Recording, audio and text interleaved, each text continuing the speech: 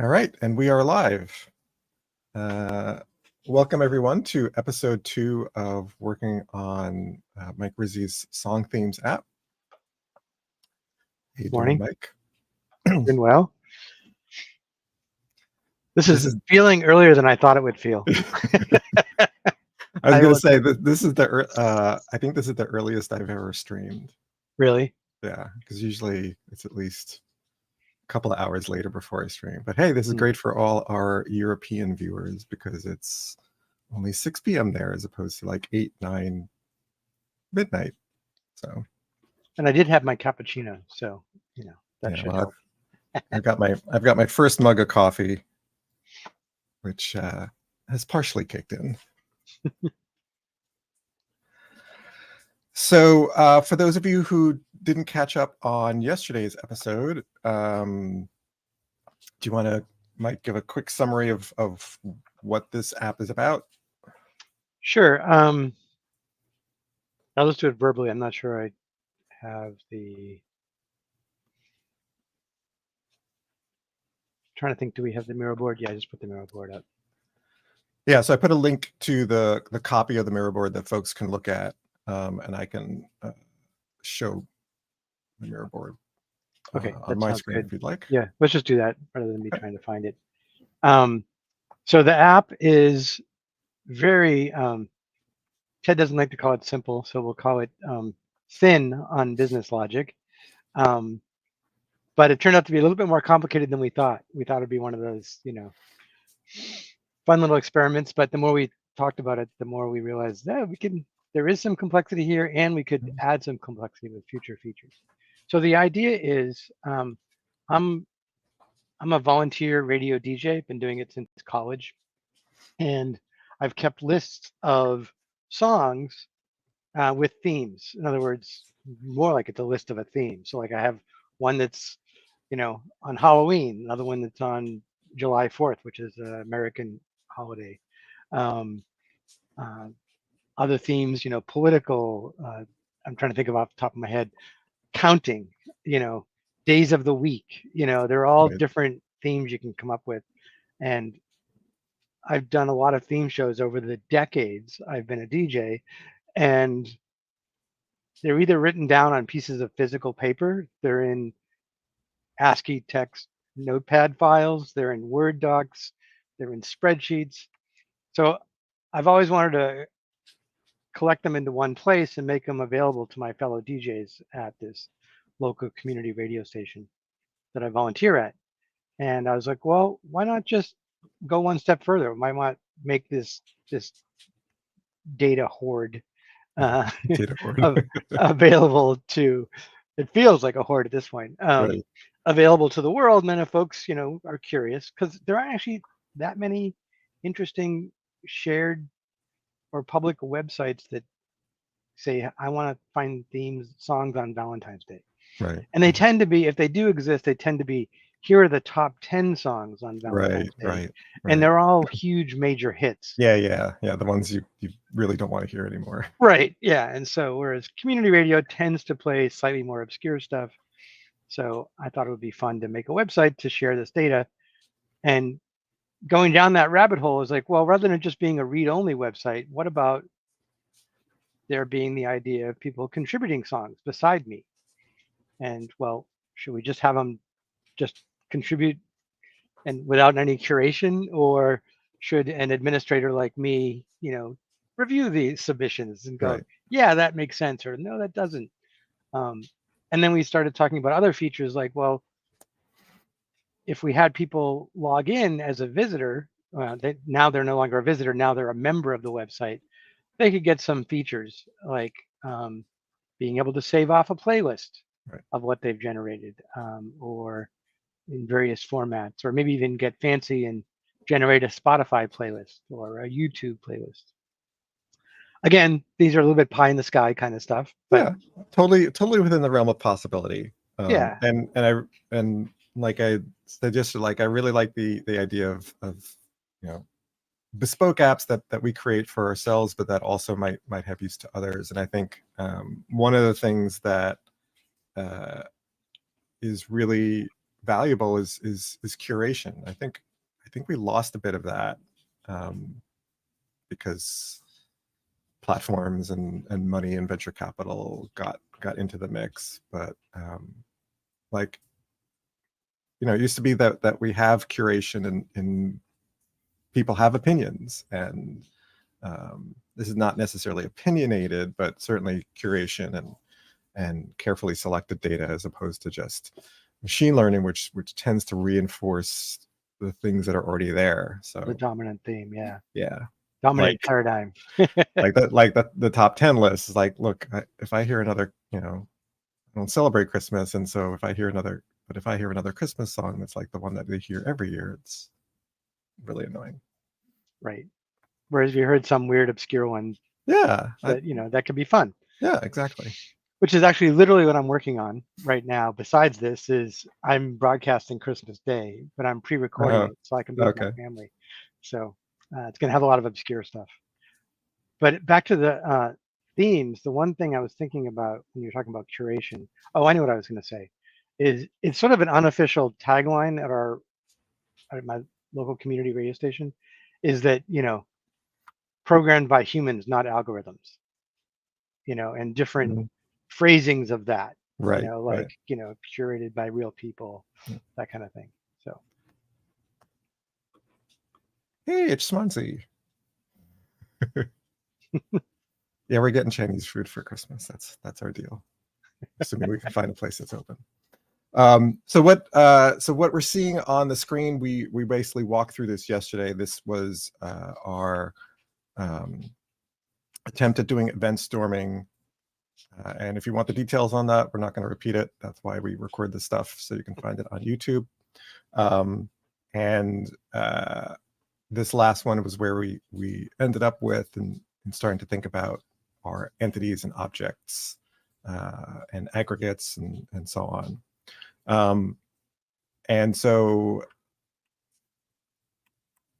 yesterday we basically started coding. So should we pick it up from there? We left ourselves, I think, a good breadcrumb. Yeah, I think so. I know offline yesterday afterwards, we talked about, I was saying, oh, I feel uncomfortable with the fact that we have all those different names for the same thing in our ubiquitous language. In other words, we're violating the rules of ubiquitous language, which is, select a name. Right.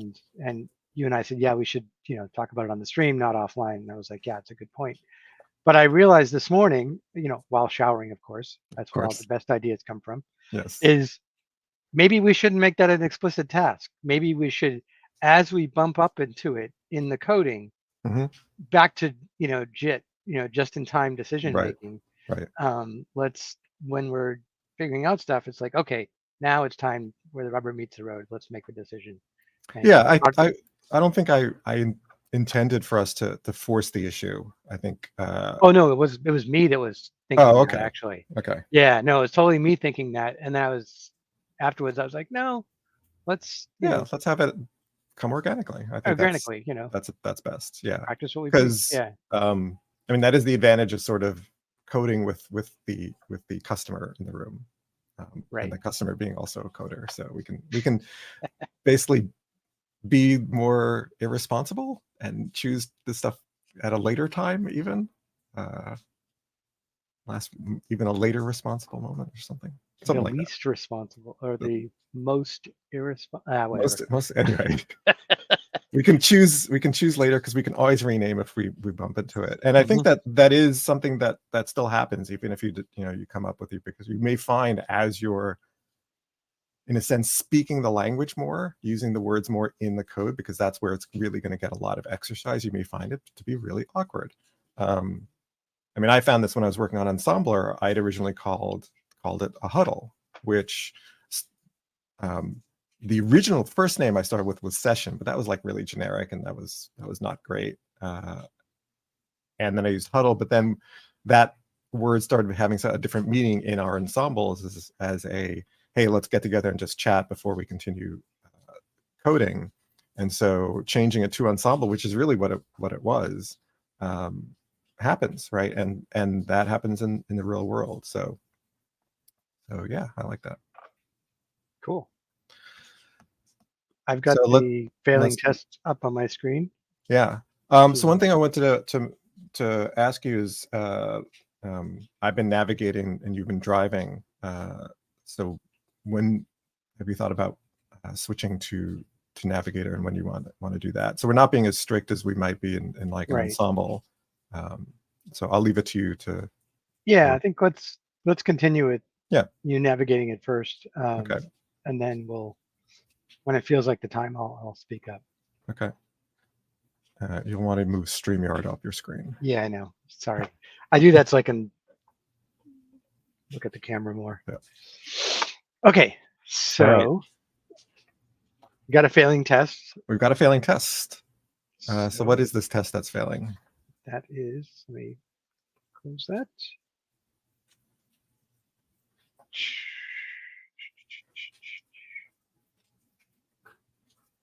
Right here. Right. So what we were doing yesterday, the first test we'd written was sort of a bit inside the sort of what I would consider at the use case or hexagon part, the application layer, as it were, where there's no concept of IO or framework or anything like that. Then we decided to move all the way to the outside and start creating the endpoint URL for how we're actually going to interact with the system. So we wrote this test passed, but then we flipped out to our MVC test, and that was our failing test. So let's go make this test pass, because it did failed as expected with a 404. So let's go ahead and create our controller class. I think we already have a controller class. Did we create it? Oh, we did. Okay. Oh, right. That was our stand-in placeholder Right. controller. Let's just rename this class. Let's just call it homepage controller for now. We're going to get rid of it, but it's useful to have.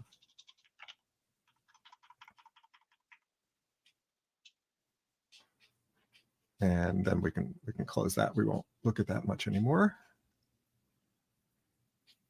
So let's create our actual song themes controller. So what you can do is you can actually go from the test and hit whatever the shortcut is to jump to the other thing. Jump to the other thing. I know that was perhaps not specific enough. It's called go to test subject, so it's Control-Shift-T. Yeah, Control-Shift-T. Okay. Oh, really? It didn't. I expected it to offer to create a class, but I guess it's.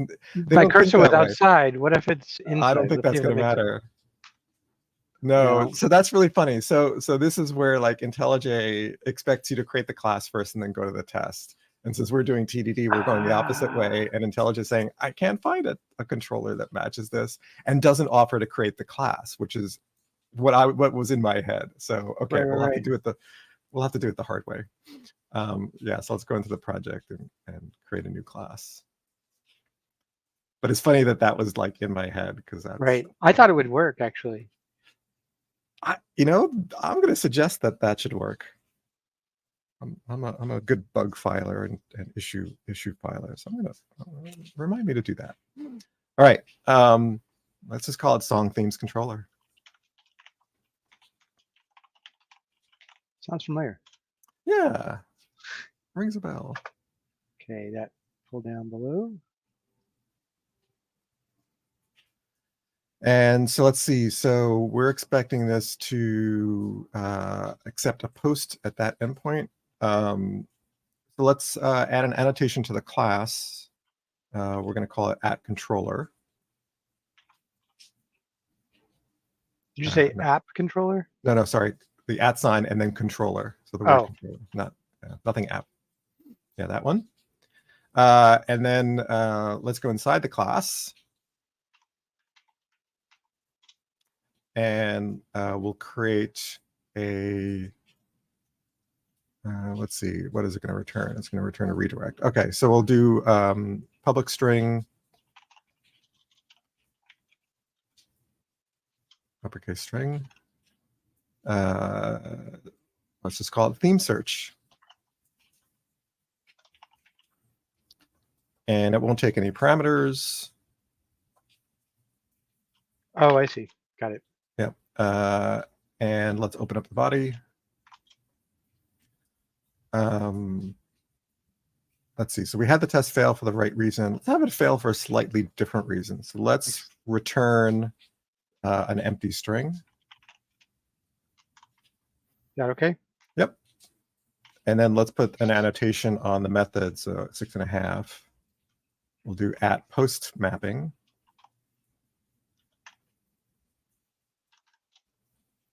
And that takes a parameter of the URL string. So it'll be a string with /theme-search. So to basically match what's in our test. All right. And as always, I'm going to be a little stickler for white space. So if you could put a space at 7.5. Awesome.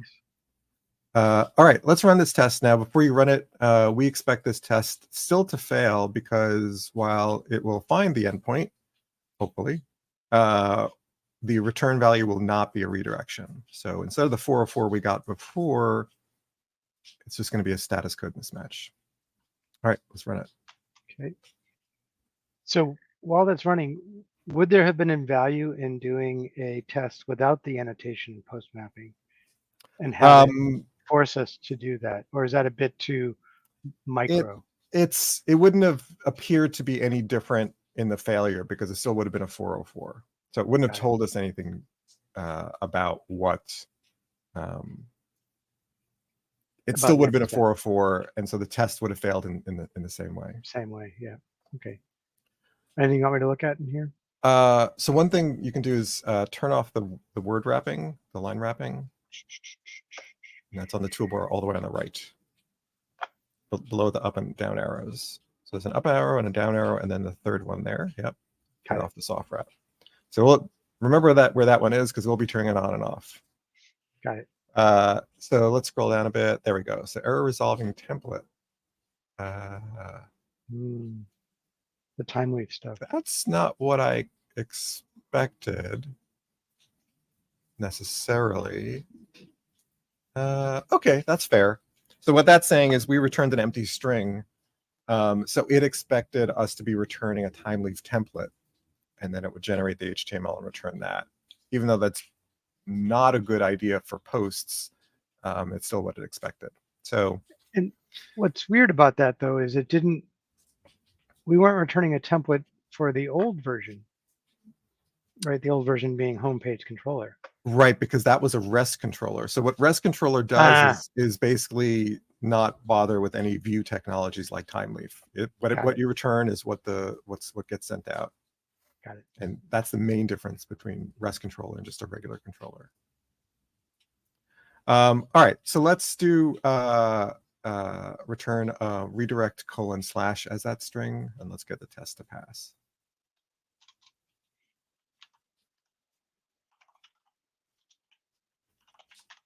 What was it again? Sorry. Colon and then a slash. So it's basically, we're saying redirect this slash. You can also return it not as a string. You can return it as an actual class called a redirect view. I like strings. Okay. I think I just find them easier to work with, easier to test. All right. If all goes well, this should pass. Because we're just checking as to whether we get a redirect, not whether. I'm not checking where it redirects to. Right. So perfect. Passed. All right. Cool. Let's commit.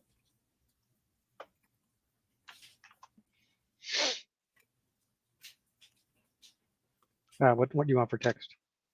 You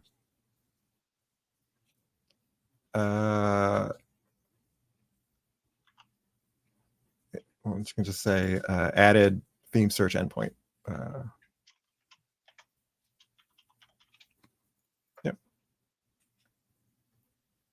Boy, that sticks around for a long time, doesn't it?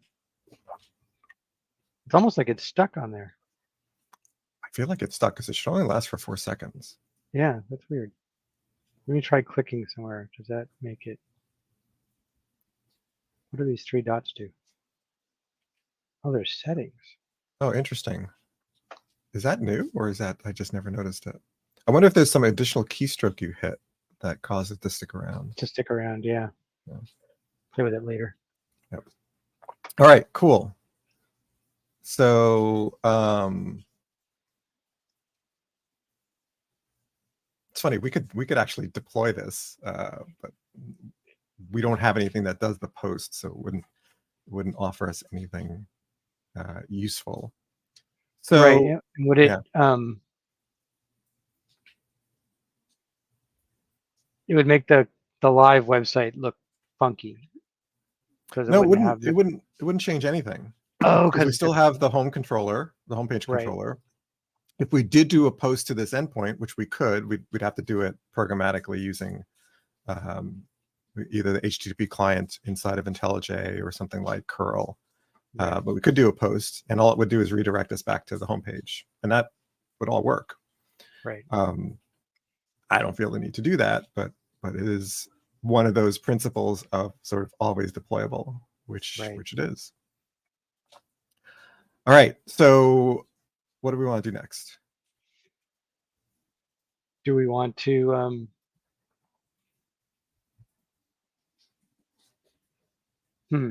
So I think so.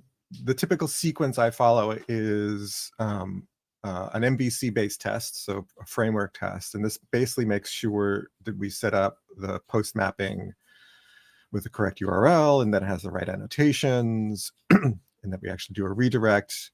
And now we can go one level deeper, which is a direct non-framework test against the controller. Hey, Wheatlow, you know what we're going to do next.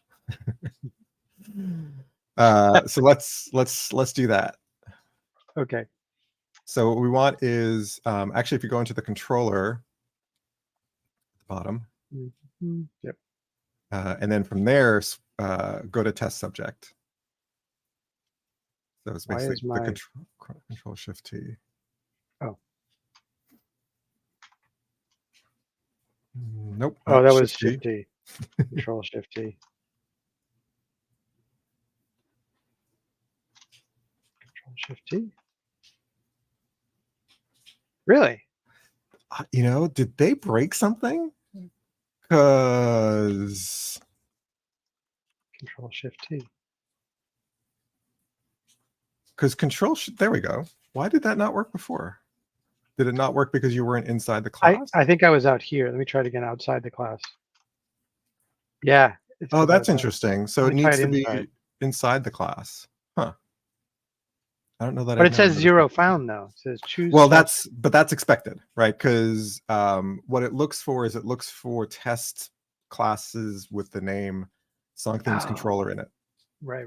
Which we have none. We have a song themes MVT test, which is not, which it doesn't know how to connect. Yeah. But this is perfect because what we want to do is we want to create a new test class. So let's go ahead and do that. And that's the name we want.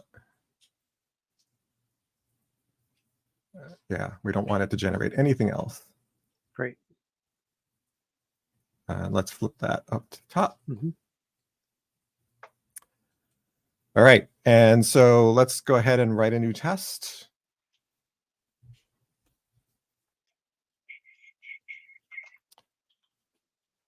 Hey, Carmar, dark mode. Sorry, welcome to the light mode stream. We only do light mode here. Yeah. We just keep it dark in our souls. So I'm so used to Oh my God. You got me right after having coffee. Woe is you. Sorry, you were going to say something useful. What? Yeah, no, I'm so used to using my own like shortcut for using tests, but we're not going to use that going forward, the @Rizzi. So what's the more generic way of so alt insert. Alt insert. Got it. And it keeps asking. JUnit 5.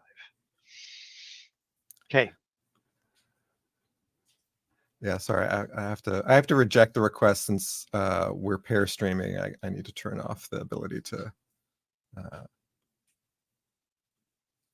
redeem dark mode. Sorry, Weepo. Come on. There we go. All right.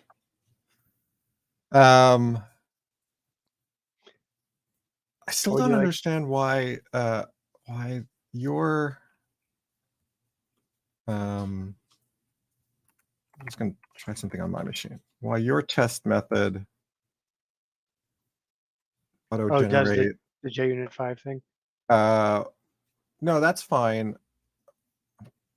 It's I thought the throwing exception. Yeah, I wonder if you modify the existing template, which is totally fine because that's my default. But we don't need the public anymore. We can fix that later. You sure you said that last time? Oh, did I? All right. If I say that twice, then we need to fix it. So let's go into. I presume in here somewhere. Yes. It's going to be open up the editor tree. And let's look at file and code templates. It's alphabetical, so file and code templates. I think it's going to be under the code tab at the top. So there, and look for JUnit tests, JUnit 5 test. Yeah. Oh, you must have modified it. So that one that's little in blue, that means you've modified it. Let's modify it by just dropping the public. And let's leave the rest. Go ahead and play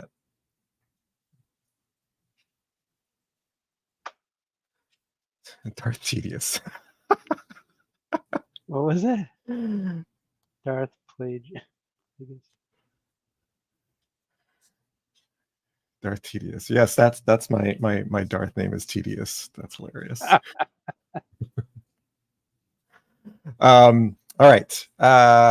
Let's get some practice at that. So let's undo the test you wrote and regenerate it. Yep.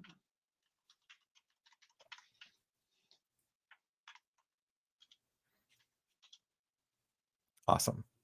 So this one, we would like, let's start by having it redirect to the right place. So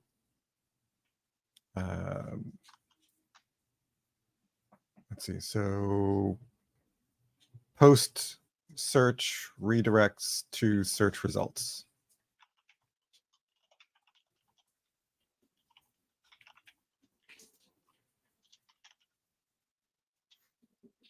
All righty. So let's go ahead and instantiate our controller.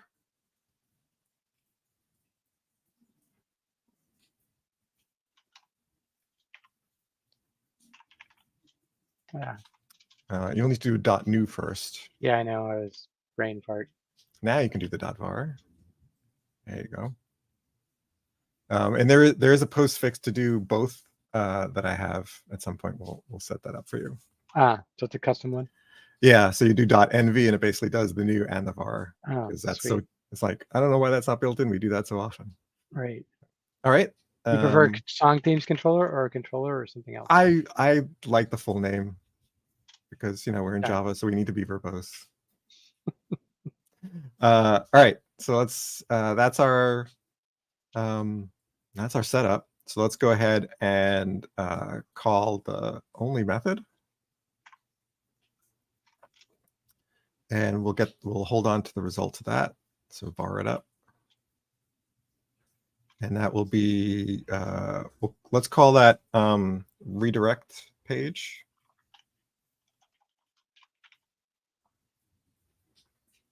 Yep. All right, and we can go ahead and assert that redirect page, not dot parameter. Thank you. Let's import while we're here.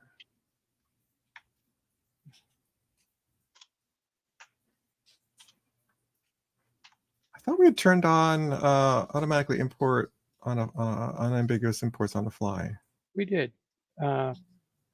Look for unambiguous. Yeah, it's an easier word to find. Yeah, it's there. It is turned on. Wait a second. That's for Java. Yeah. Huh. I Oh, wonder if there was there more than one? I don't think what's there this? was more than one. That one is somewhat annoying, so I leave that off. What it does is if you did an import and then you stop using it, it's still there until you basically do an optimize imports manually. But we That have one will, optimized imports at commit. yes, Doesn't and we that- have that on commit. It's I used to have it on, but then like I'd stop using something, and then the next thing I know, it had removed it, and then I had to re-import it, and it was annoying. So I leave that one off. So that looks okay. I wonder why it didn't automatically import it. All right, let's not worry about it. Okay. Yes, we will. Because I like long names and I don't like var. That's why. But you knew that. Okay, so we want to say is equal to, and yep. And we'd like the string redirect colon slash what do we want our URL to be to? Songs? Results? Search results? Song results? Songs? Well, the name of this test is search results. We have theme search as the name of the host mapping. I think search results. Okay, we can always change it. So so what are your thoughts? This is the URL that will appear in the search bar and that we'll be using for our GET request. Right. That's fine. Let's not shed it. Okay, because I want to know what you're thinking. I'm thinking it is not necessarily indicative of what you're looking at, but it is search results, and I don't want to make it too long. So you're saying that's too long? We're on the site song thematic, so what else is it going to be? So I think it's fine. It may end up being the theme search results once we have a different kind of thing. So yeah, let's tack in theme search results. Not terribly long. We've certainly seen longer URLs in our life. I mean, we could just say theme results. Are there any other? That sounds weird. There does. Yeah. Okay, it's verbose, but yeah. All right. Let's run it. We expect it to fail because the strings don't match. But let's just run this test. Just this one? Okay. Just this one. Pretty soon we're going to need to set up our different groups of tests. Yep. Okay. So that failed for the right reason. All right. You can fix it.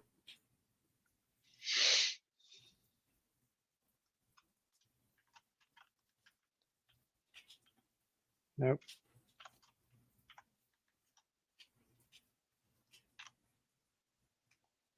Yeah, it doesn't go away.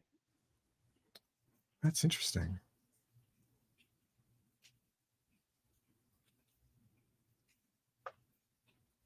It says display for 4 seconds. That's so weird. I wonder if there's something about mousing over it while it's displayed, that you're unintentionally doing that. Maybe. All right. Well, let's make sure we run the right test, and it should pass.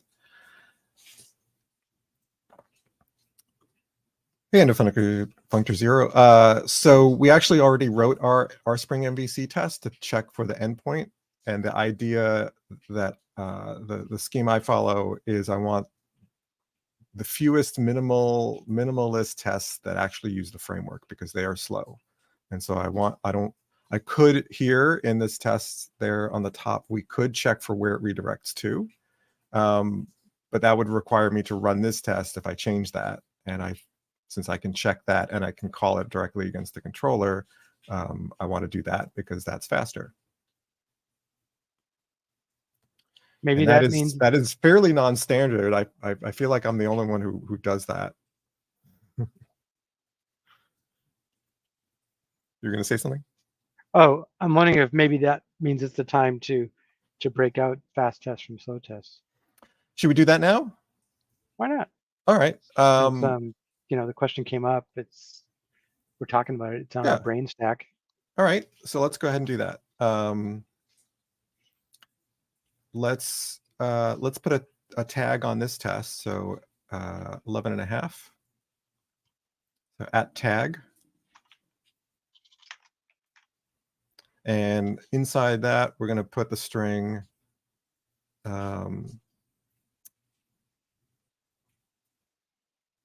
I used to put integration here, but I don't like using that term anymore. What are we using over in Blackjack? I think we're still using the tag integration. We're just called it IO-based tests. Hey, Sweetie, what'd you miss? A whole bunch of stuff. No, not that much. we got our test to pass from yesterday. So where it's going to be annoying is when we actually have to reference these tags. It's annoying to have special characters and spaces. But we can shorten it. We can basically say this is an IO test. So let's just put IO as lowercase. Yeah, I'm fine with that. No, just IO. Oh. Whoa. And not the I'm thinking my brain is like going, but if I have to grep IO, you will never have to grep IO. I'll never have to grep it. So yeah, okay. If you would ever grep it, it would be in the context of a tag, which means there would be the only one. Okay. Yeah, we could. So Suiji mentions we could tag it as Spring. I'm going to basically put it under the general category of IO. All right, so let's go to the other test, the songs themes controller test. That one we'll leave untagged. Yeah, because basically the IO free tests are just ones that don't have IO on them. Do we have any other tests? That one is also IO free. All right, so let's go set up some run configurations. Oh, thank you. Yep, I know you like that. So go to edit configurations at the top. There we go. And let's make that dialog a little wider.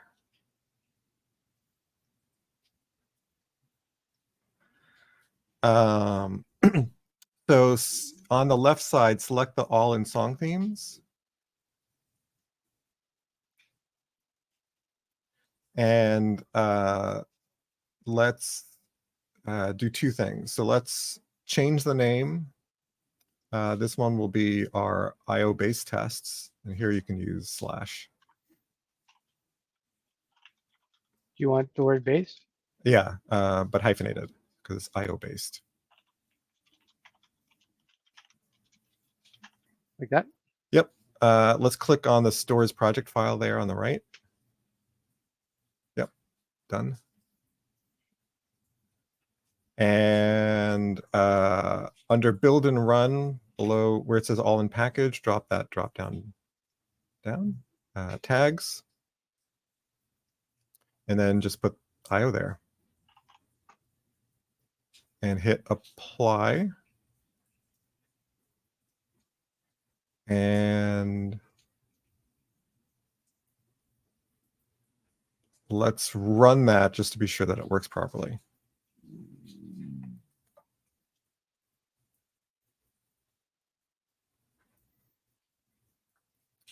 All right, so that run the right test.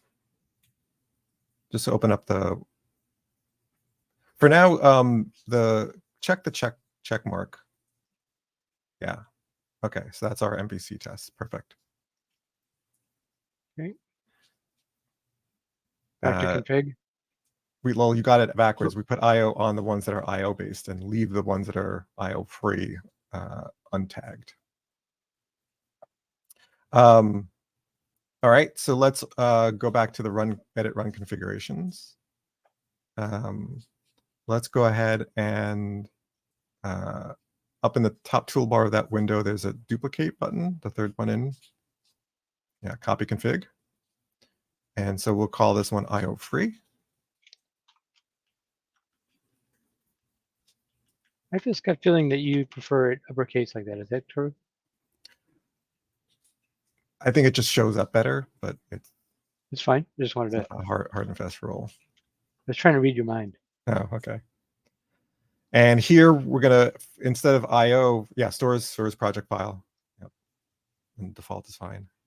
And then for the tags, you're gonna put an exclamation point in front to basically say, I don't want IO. And hit apply. And then let's run that. And that should run the 2 other test classes.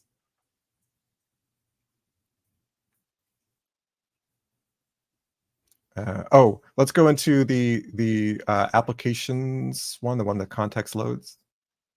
Yeah, that one. Let's jump to it. No, you need to jump to The it. test. Yeah. Now click in there, click on it, and click on context loads. Yeah. Let's put tag the IO tag at the top. Do you do it before or after? No, it's on the class. Oh, it's in the class, right? Do you do it before or after? I do it after because I want the ones I need to dominant. pay attention to. Yeah. Yeah.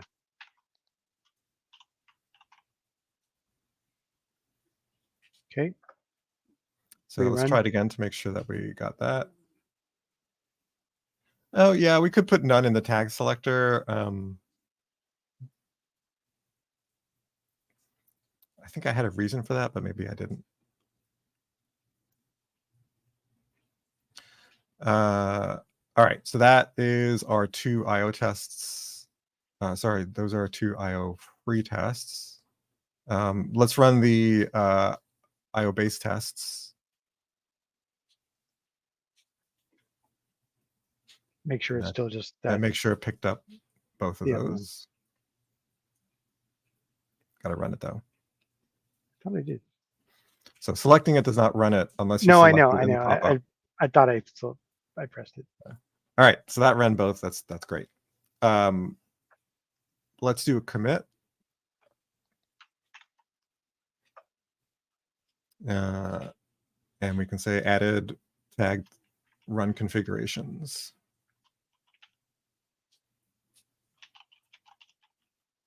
We actually did more than that, right? Didn't we add some tests? Did we? Oh, we also added the controller test. Yeah, we probably should have done another commit. Oh well, that's fine. And some controller tests.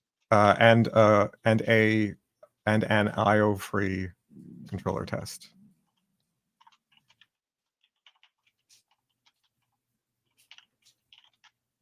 Okay.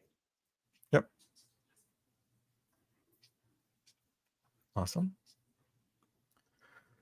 So Endofunctor 0 says, as always, the view that writing integration tests for adapters seems to make them break less often. So even though the controller is in hexagonal architecture and adapter class, it doesn't mean all your tests have to be integration tests. So the way I do it is if it's something that is basically around configuring the framework, so post mapping endpoints, redirection, maybe default parameters, so things that you would not be able to test with just directly instantiating it. Those are going to require the framework, and then those are basically IO-based tests.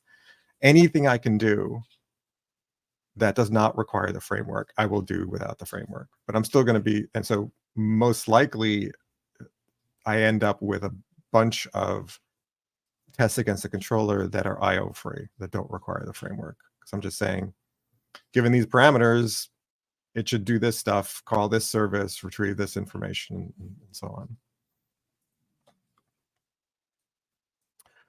All right. I think we need another controller test.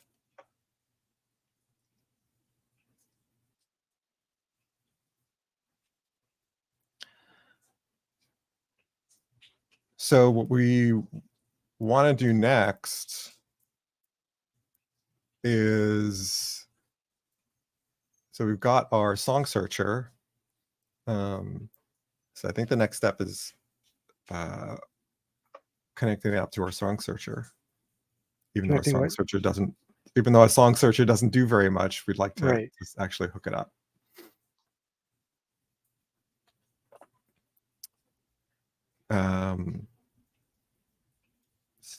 So so what we need to do is we need to be able to observe that when we do a post request to the controller, it will return results.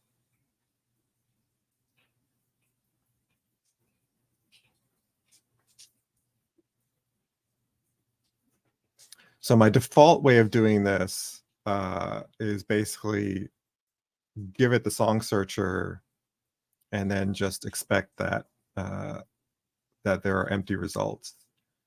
One could use nullables, but I'm not going to do nullables here. And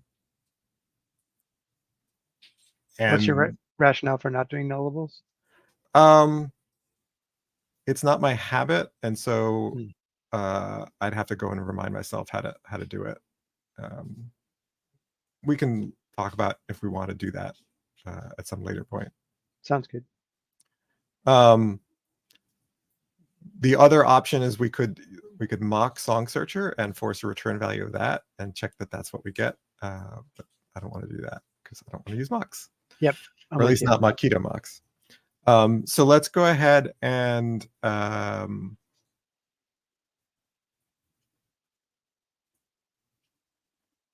let's create a test that it's going to be somewhat similar to our song searcher test in that we're going to do a post and we're going to get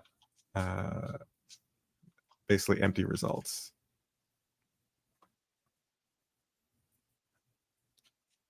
Is this where you wanted the test? Yes. I thought I heard you say it here, but then yeah. Okay. So in the name was post search returns empty results. That seems. Yeah. Let's try that. That's a short-lived name.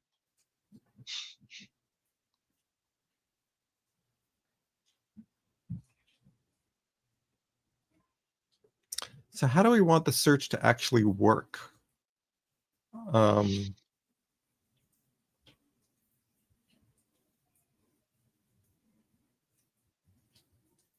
Specifically, what do you mean? Well, so we did it as a post because that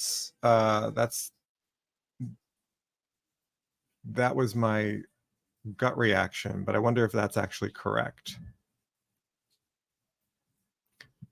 Because when the post isn't doing a state change.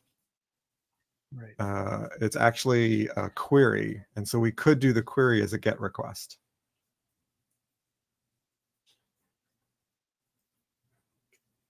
And in fact, that's typical to do queries as GET requests because that's really what a GET request is. So I may have led us down the wrong path here. Right. Should we, instead of writing this test, go back and change the existing? I think we need to go back and so the reason you might use a post request for a search is if there are a lot of parameters. And by a lot, I mean like a couple of K's worth of parameters. That's not the case here. At least I don't think it is, right? It's going to be themes. So that's like maybe 5 or 6 or even 10 is not going to be that much for GET requests. So, all right. And 10's like a lot. I would. Yeah, I mean that would. Yeah. All right. So let's go ahead and delete this test. And in fact, let's go. So let's go change post search redirects. Actually, we'll have to start from the outside again. Let's go to song themes MVC test. And this is going to be, instead of the post, you're going to use get. So we'll just say get, and it's not going to redirect. It's actually going to return. This one, we just want a 200 status. So say get to search endpoint returns 200 OK. Oops. Get to search endpoint. Yeah, so instead of redirects returns 200 OK. Yeah. God, I hate that. The 0 and the O next to each other. It does not roll off. You could, if you want, we could drop the 200 or we could drop the OK, either one. I was just testing. I don't know. It doesn't roll off the tongue that way. I'm fine with just the 200. That's fine. Yeah, I'm with you on that. All right, let's change our get, our post to get, and our status to. You'll need to import that get. Oh. I know. I hate this. Is why I hate Hamcrest, and this is why I hate these. Is because it's all static imports. That's really annoying. And so here we want status dot is 200. We can just do the 2xx successful. That's sufficient. Basically, that means any 200 series, 200, 201, 202 is all gonna be fine. Let's run our IO-based test, and this will now fail. So we're still doing TDD. This test will fail, and it'll fail because it doesn't have that. So it'll get a 415.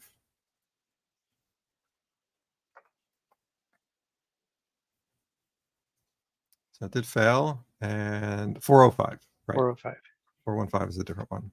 So 405 basically means you're doing a get, and all we know about is post. That's verb is not supported.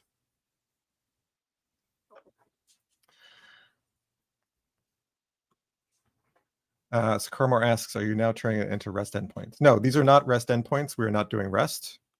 We are doing server-side generated HTML. So these are all web tests. But you expect if you go to a web page and you do a get, you get a 200.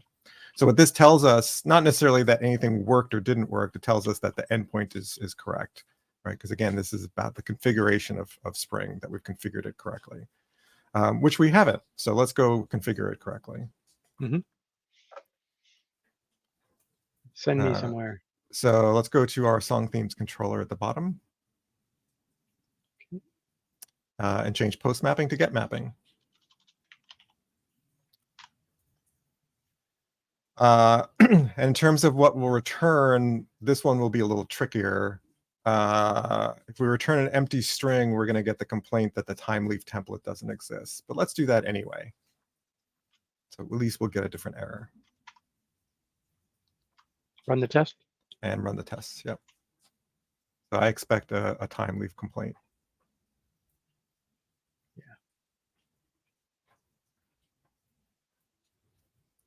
And I see time leaf in there, so let's scroll up and see what it actually said.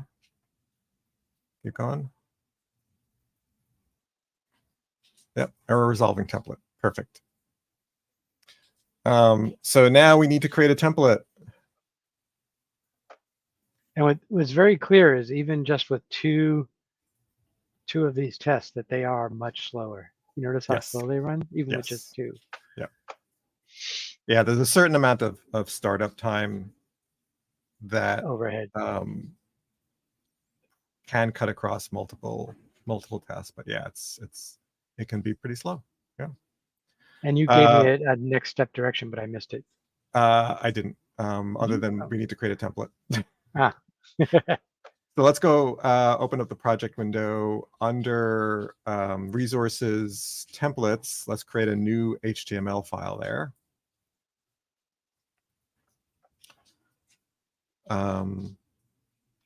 And let's call this themes-search-results. Actually, lowercasing? Yeah, I use lowercase for my HTML names. file names. Yeah. Now, what was the name again? Themes. Theme-search-results. And .html. We can call the title theme search results. I'm noticing a theme here. No pun intended.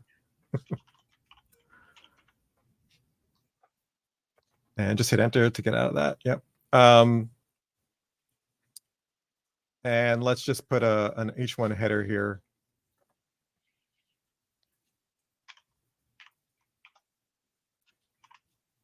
And let's just say,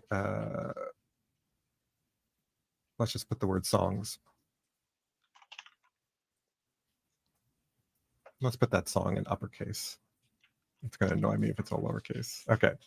So now we have the template. And now let's go back to our controller at the bottom. So now let's return theme-search. And IntelliJ will probably autocomplete it. Maybe it's Don't we not. want to say theme search results? Yes, dash results, yeah. But without the HTML. So this is Got base. It. Yeah. So now it recognized that it exists. And I think the test should now pass.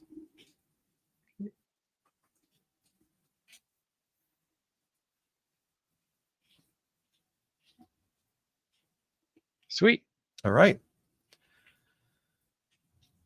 I'm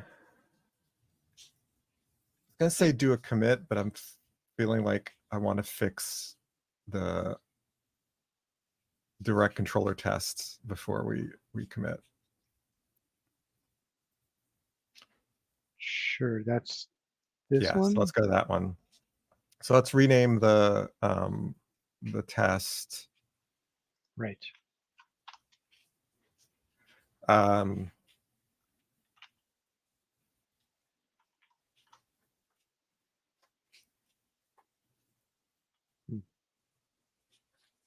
it's no longer going to be a redirect. Here we can say that it just returns the right view name. So get search returns search results view.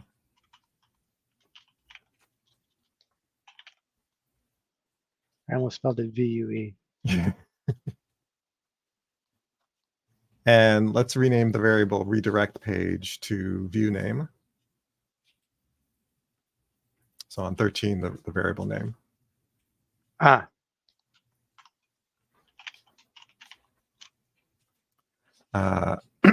Let's leave the string there because we should expect it to fail. So right. Let's have it fail. And we want the IO free tests.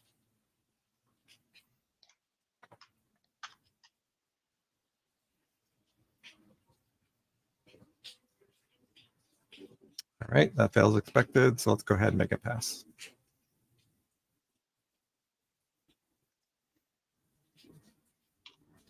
Let me close that bottom window.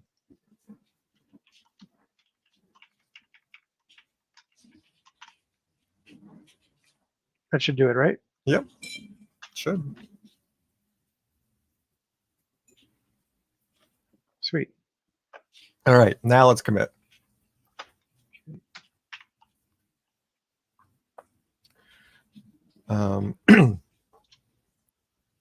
Realized our mistake. We need to have the search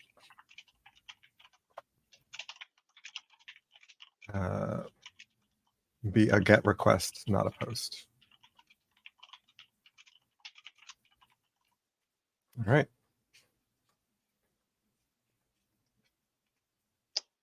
Committed.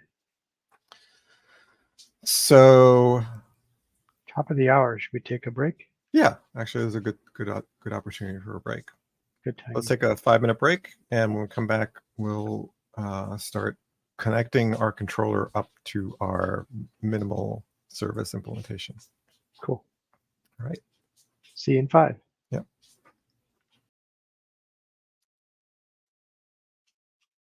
All right. Welcome back, folks.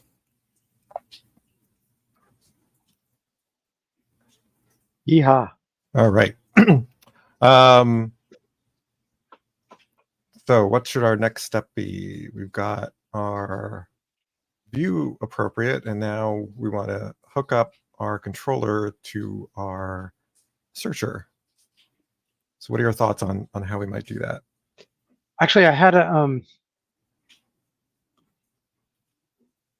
slightly meta thought. Okay. I was thinking about this again this morning. I'm definitely not, even though we've only written one issue in the Oh, GitHub. and I'm thinking of, I find it a little bit unsatisfying to have and go create an issue for just some simple things. So I'm thinking that it might be nice to start out with going back to the simplest thing that would work and just start with a plain text file at first. And then when it gets to the point where we have issues and people suggesting enhancements and that stuff, then switching over to sure. using issues. Yeah. Because it might also help lay out, I was thinking this might help for viewers as well. Like, these are the steps we're taking or have taken. Right. So it might be easier for folks to visualize what we've just done versus what we're going to do. I don't know what you think of that idea. That's fine. One thing I realized is that I think that first issue we created was not an, was I tend to think of my issues as being more stories, Right. but we created it very much as a very small task. Yes. Pretty much a single test, really. Right. But I'm fine not using it. Like I'm not really not wedded to it, and so yeah. I mean, I'd like to use it eventually. I think as it becomes more, when we start working at levels, at the higher level, sure, to switch over to that. Or yeah. So if we did a simple text doc. Yep, I would put it at the just the root of the at the same level as the README. Oh, where is that? Or maybe even create a README. I don't think you have a README. There's help. Yeah, so at that level, I would create the file. You could just right click there and say create new file. Yep. I don't want to use the word mission because it's not really a mission, but we could use mission because it's. You could say stories, tasks, to-dos, song themes.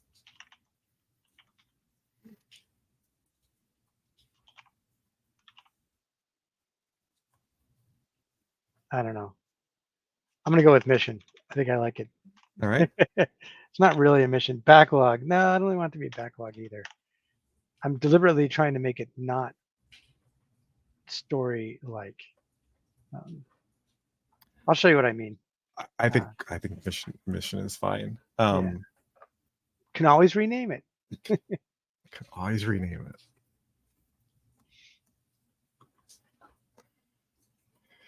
So backlog. What?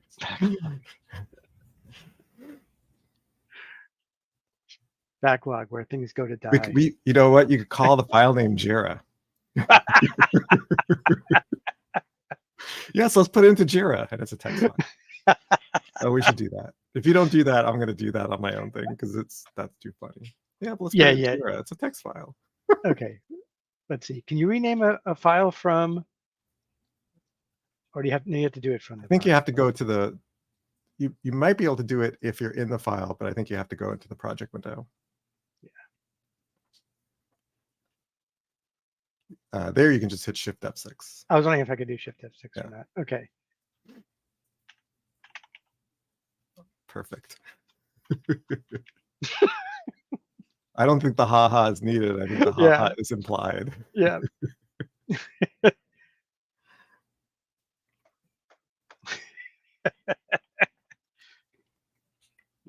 Now, if anybody asks, do you use Jira? You can say yes. It's a text file. Exactly.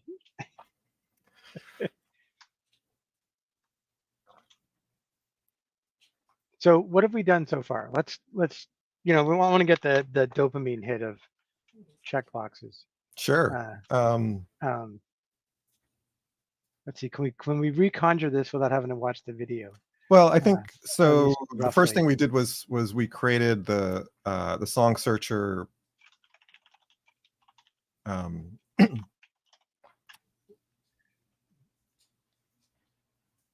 Yeah, basically, song searcher sort of no op or no real functionality.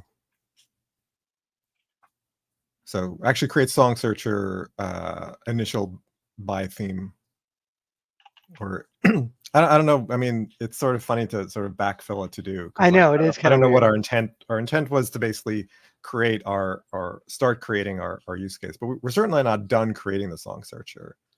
Right. Maybe we won't backfill. Let's just do going forward.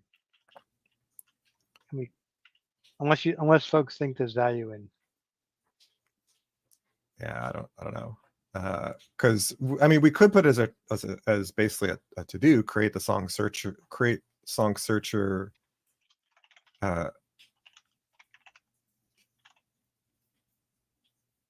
that can search by theme.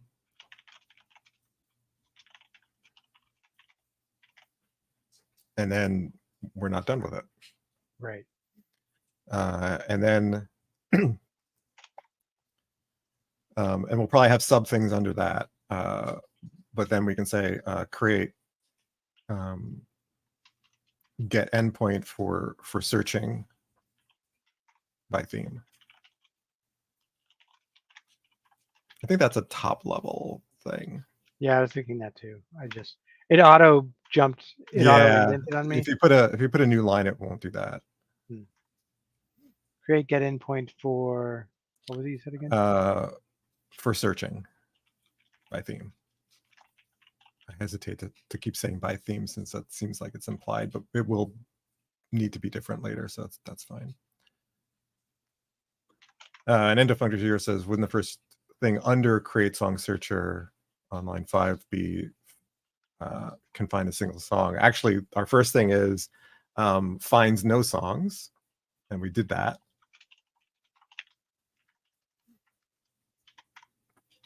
And then the next one is finds a song that matches the theme.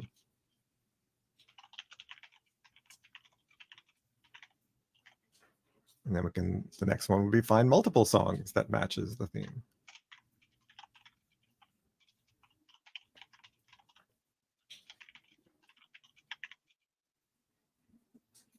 And so that's sort of the query side of our app.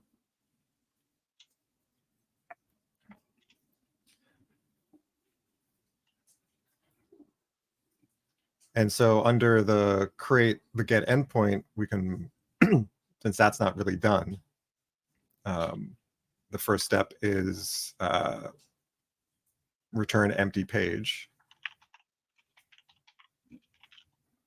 And that's basically done. And then sort of somewhat mirroring the top, which is returns page with single song matching, and then multiple.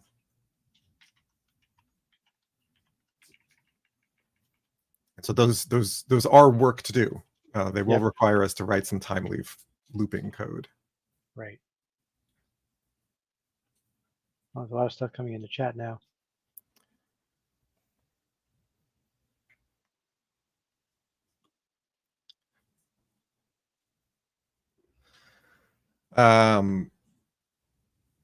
So I generally the first value for the user to find one song, we still need to be able to find no songs because that's simpler. And so eventually we do want to find one song, but generally I think about the zombies case because it's easier and less code and simpler, mainly less code to return nothing than to return something. So that's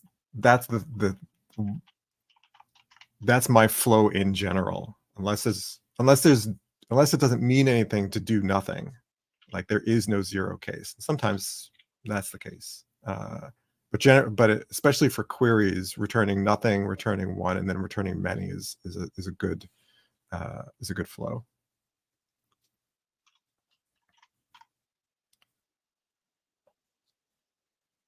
I think that's it for now. I'm just going to look at the tests in the code to see if anything else jumps to mind. Otherwise, I think that's good.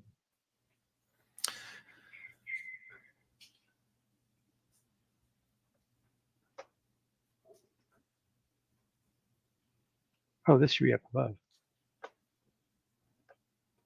Why did I make that plural? That's the default test. I would just close it. We're not going to use it. Do you want to get rid of the plural in the name? Usually do tests or test singular. Since that's auto-generated, I would just leave it.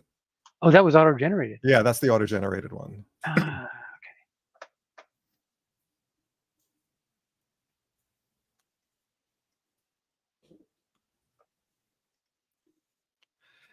Yeah, it's interesting. So recently, I don't know if you saw this, Mike.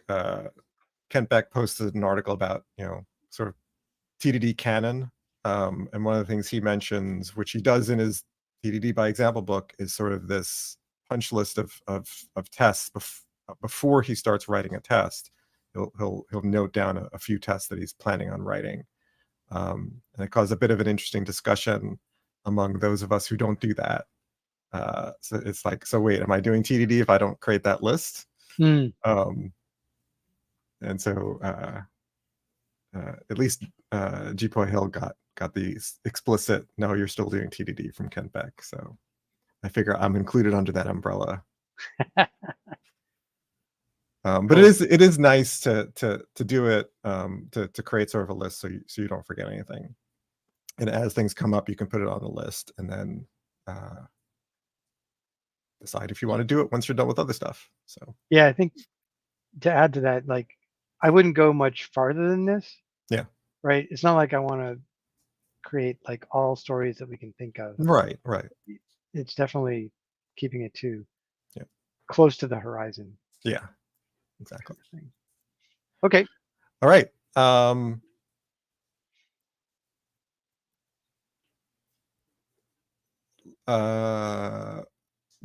So number 10 we've kind of done, although we cheated because we didn't explicitly display there are no search results. So maybe we want to add that.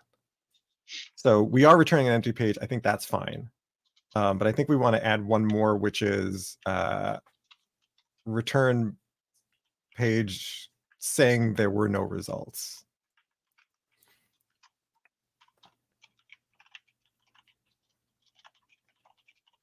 Because that's different. That requires us to write a little bit of time leaf code, as it were, to do that. Sender Functor 0 says the test list is especially useful in pairing sessions. Yeah. Yeah, example mapping.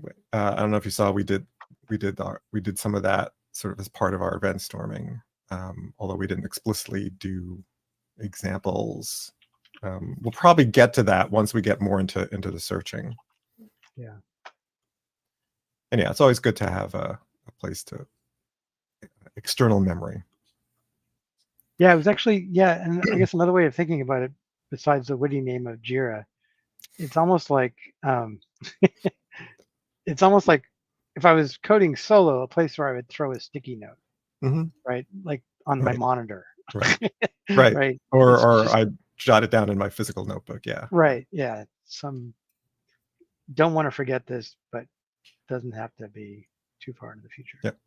Okay. So do we want to continue on the song searcher side or on the endpoint side? I think since our intent is to hook up the GET request to our minimal service class, we probably want to do number 11. Okay.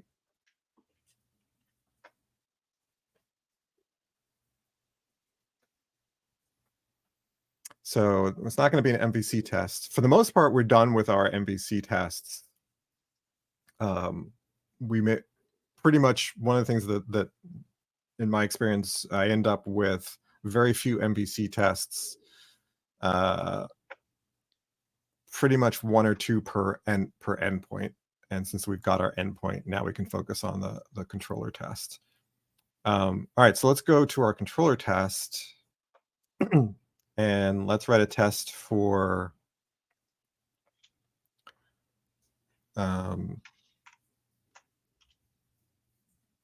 it didn't ask for JUnit 5 that time. That's interesting.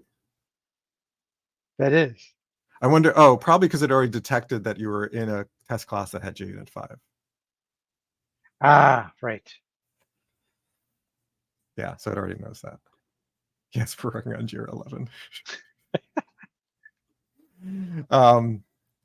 File rename, is that what you're saying? Jira11.txt? No, because it's line 11 that we're doing. Oh. So that's the issue, is what line number in the file. That is awesome. Yeah. So for this one, we want search returns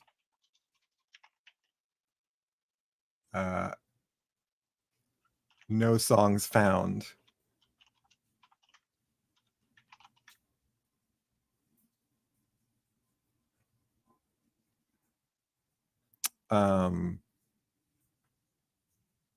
Trying to figure out how to say this without being sort of redundant, because we're saying is that the model has an attribute that says no songs were found when no songs were found. I don't know how we want to say that. Do you want to say the word attribute at the end of the name? I want to say the model has a no songs found attribute.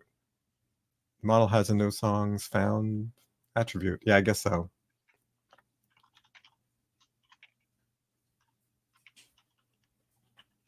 Like that? Yeah, I think has sounds weird there, so how about with? Search returns models with, yeah, no songs found attribute. Yeah, something like that. Welcome, Joyce Beast from the UK.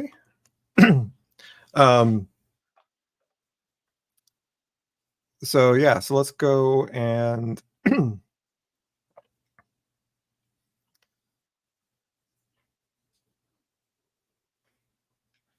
think we might be cheating here as well, but that's okay.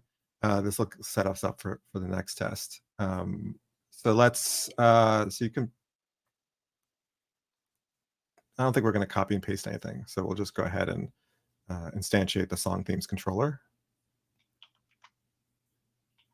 Look at you with the, Ooh. Oh yeah, you can't do that. You have to let it autocomplete first.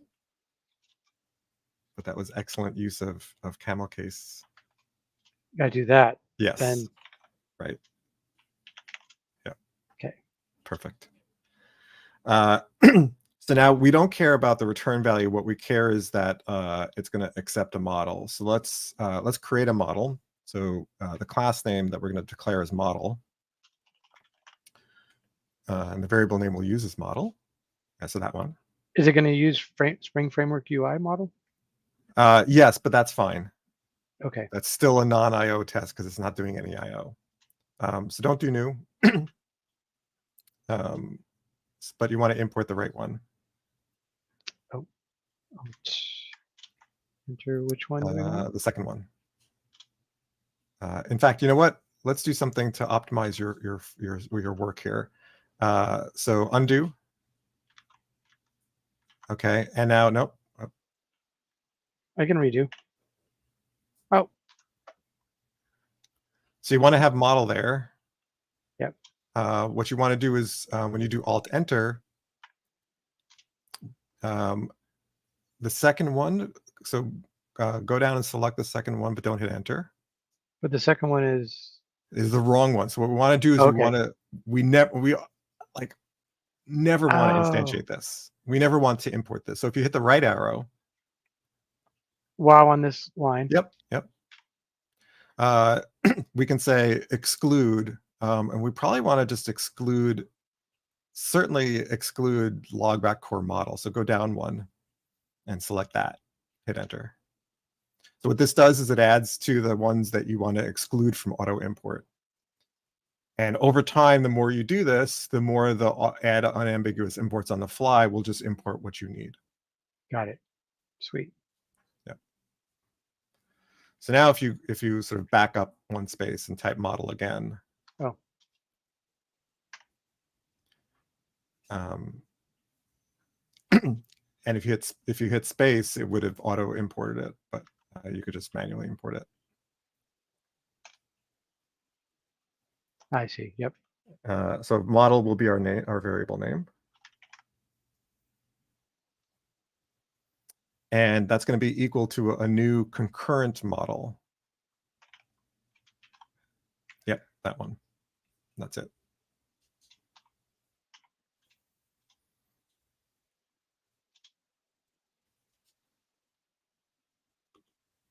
So Karmar asks, is the name of the first test still correct? Get search. We might want to drop the word get, but otherwise I think it's fine. And so now when we call the song themes controller theme search method, so let's do that.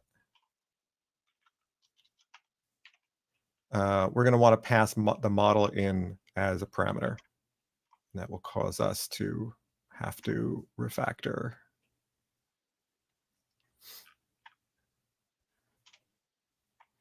Yep. You want to add or? Yes, we want to add. Okay. Yep, just refactor. I guess that becomes a change signature. On line 15, since we just broke that one, let's go clean that up. Let's go ahead and just create that variable. So you can copy that line, yeah. I was wondering if you're going to do pass a null. I was thinking about that, but then that's going to cause a null pointer exception, and there's no Right. reason for that. So let's just do that. All right. While we're here, should we take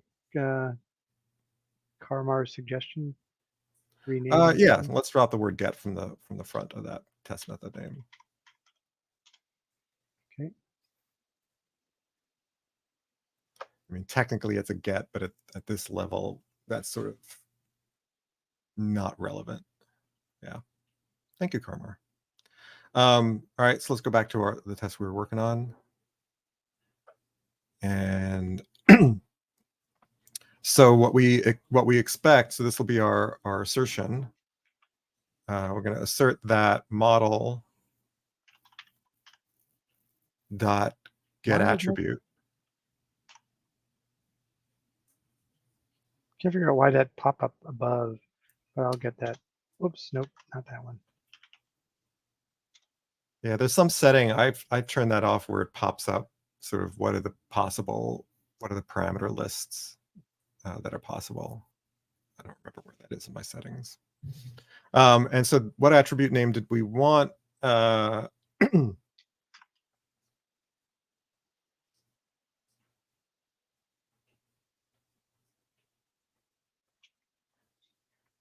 So I was thinking we could put in the attribute songs not found.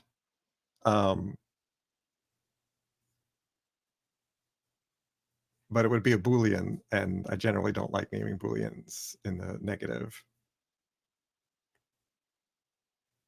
Oh. So what this is going to be is this is going to be a key value pair in the model, which is basically a map that we can then test for in our time leaf template. So we'd say something like time leaf, th if attribute name is certain value. So we could just say, so instead of just saying no songs found, we could say songs found is sort of a count. And then or zeros. And then set that to 0. Ah, okay. Versus an attribute named 0 songs found. Yeah. Which is not a negative. That would not be a negative.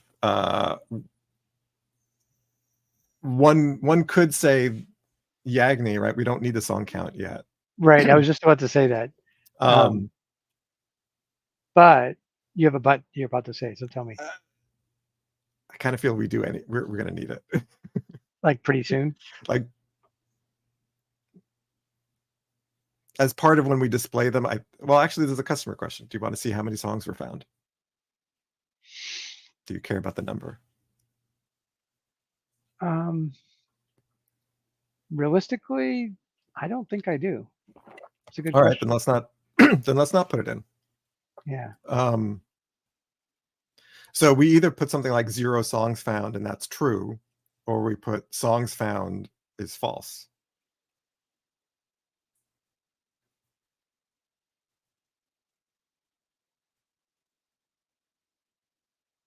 Or found songs would be false. The thing with found songs is to me that's the name of a list. Mm.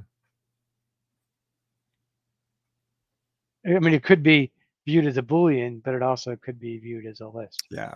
Like, here's the found songs. Yeah, that's true.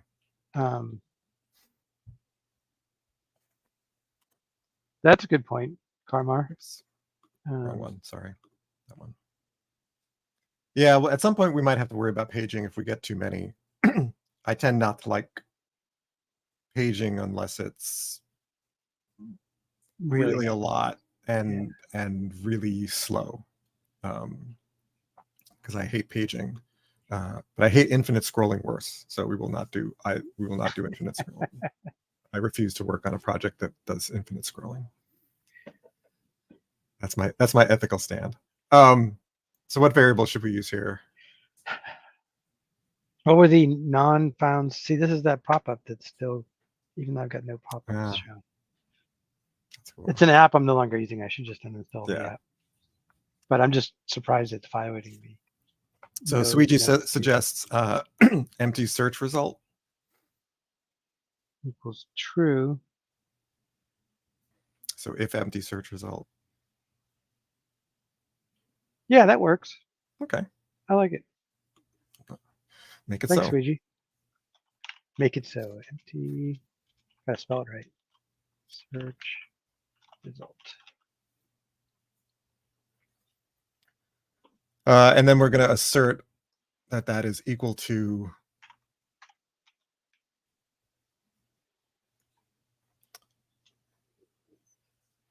do we use the string to? Yeah, I was wondering how that comes across. Well, it's up to us because as far as the model is concerned, it's completely untyped.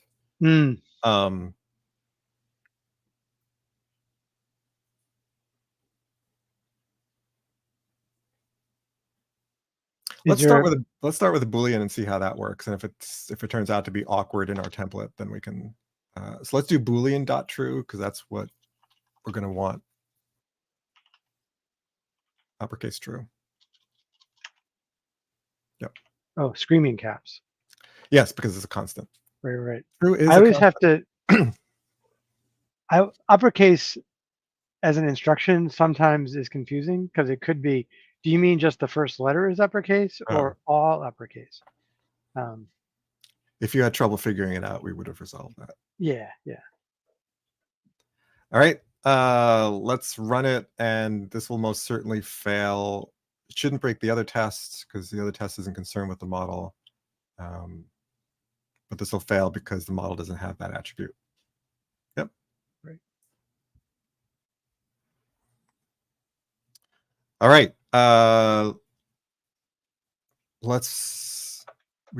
we want to play the triangulation game or just go to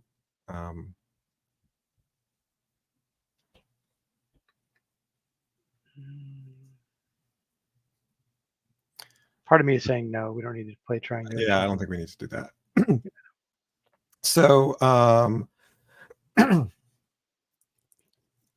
now we need the searcher. So let's go and create a constructor in our song themes controller right now where you were.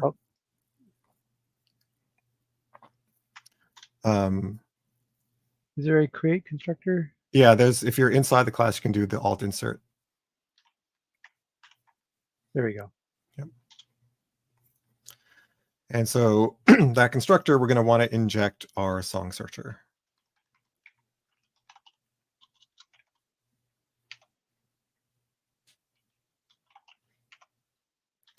And then you can go ahead and have it generate the field for that by clicking on Song Searcher, Alt-Enter. Yep. Yep. And even though it's not required, let's go ahead and put on 11.5, let's put the annotation auto-wired.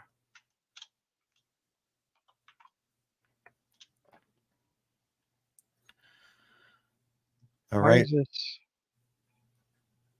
So, so Spring is complaining that it can't find a song searcher for automatic wiring. From the tests we're going to be working with, we don't care about that, but this is where we have the configuration requirement for bridging the gap between our pure domain, which is Song Searcher, and our adapter, which is the controller. So we can't. So what Spring would like you to do is just make Song Searcher a component that becomes a Spring component. Right. We don't want that do that. Right. because that violates hexagonal architecture and our separation of concerns. But that's just a warning from IntelliJ. It's not actually a compile error, so we'll be fine. Although we do have a compile error because now we've got in our tests, we don't have Song Searcher.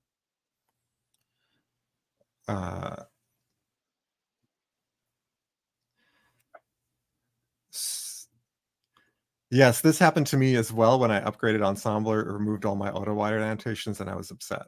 And you can turn off the individual all the individual basically recipes that it runs, and I didn't do that, and I was kind of annoyed by that, even though I know that that's quote better.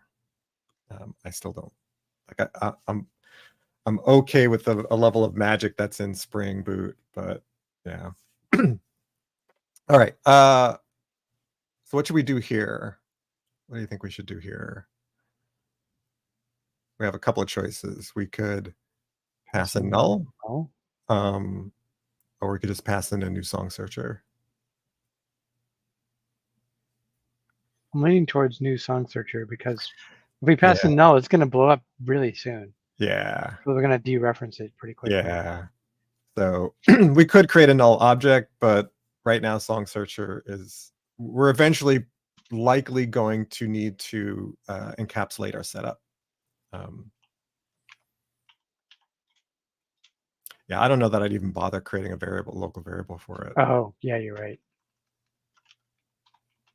When we encapsulate the setup, we might need to do that, but for now we don't. And we'll need to fix that in the other test method. Not sure I agree with it. He's talking about the open rewrite, dropping auto wired. Yeah, we could have done the introduce parameter. Should we do that? Should we back up and do that? Let's do that. Sure.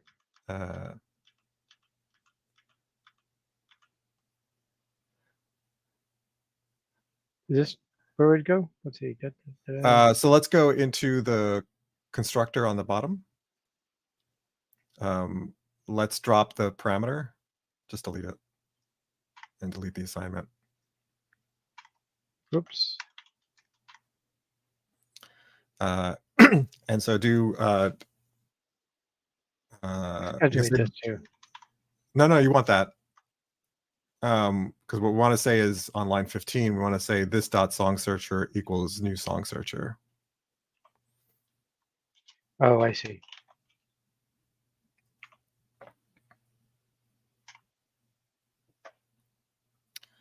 And now we can take the new song searcher part, so just the instantiation, and introduce parameter. So here? Yeah. Control Shift P? Nope. Control Alt P. Control Alt P. Yeah.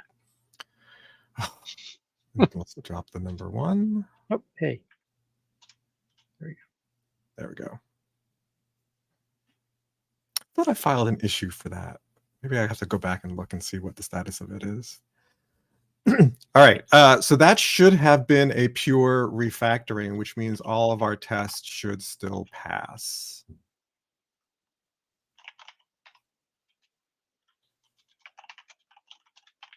Thank you. Okay, sorry, what were you saying? Let's just run our tests, run the IO free tests. So this should still pass because that was a pure refactoring. Right. Oh, actually, I forgot we were technically, reds. yeah, we technically should have done that. Shouldn't have done that. Right. I am personally fine and break protocol if there's one failing test that we know about. So I am fine with that. But pedantic, maybe not even pedantic, but proper TDD, we should not have done that. Okay, so now what we can do in our, because now we want to make our test pass. So let's go and on 19.5, let's actually use our song searcher on the bottom. Right, got it.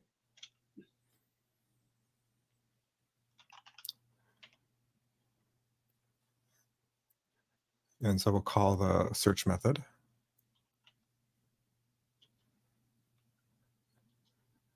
The by theme. By theme. No. Yeah. We can pass in an empty string here. Eventually that will not work, but for our sake it will. And let's var it up.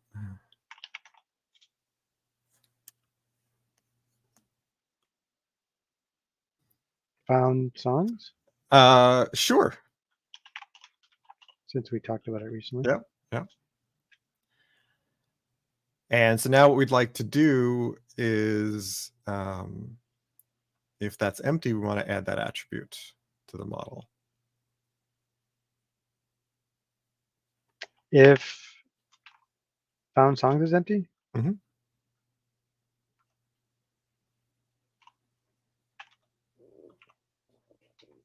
That thing doesn't go away. Hello? I think if you hit escape, it might go away. There we go.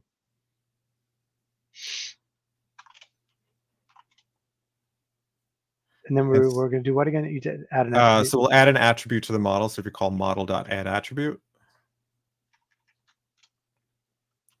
and then whatever we named it in our test. Yeah, that thing.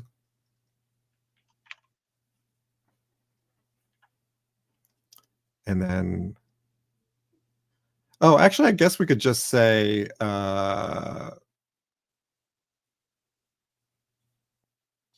Oh, you mean? We could drop the if statement and just put is empty as the parameter. Let's do that. It's kind of more than we need, but I don't think we need to be that precise. So grab the found songs is empty expression.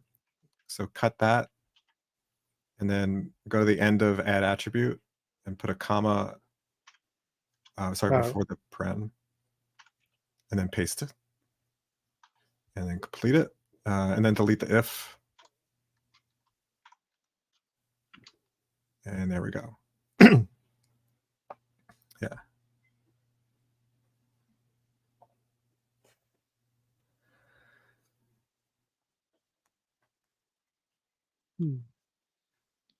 Oh, the chat's getting lively. Yeah, so this would also work then for saying that empty search results will be true when we do return stuff. I don't think that's terrible. We'll end up testing both sides, and so we'll get a little bit of functionality for free, assuming that's what you're referring to. Hey there, you Bugel. Is adding conditional checks in a controller a good idea? So if it's business domain logic, then no, it's not a good idea. If it's mapping knowledge that's in the domain into something that gets presented through the controller, that's a mapping. That's not domain logic. So domain logic, no, doesn't belong in controllers. Mapping logic, where you may use if statements, say if the domain has this stuff, we want to display it as this. That is mapping. And that is totally what the controller's job is to map. Yeah, I think we could have if we wanted to, we could have triangulated more precisely. I didn't feel the need to do that. All right, what do we think? Ready to run the test? Sure. Shift F10. Yeah, that's what we were thinking about. I didn't feel that was necessary. Could have hard-coded the true.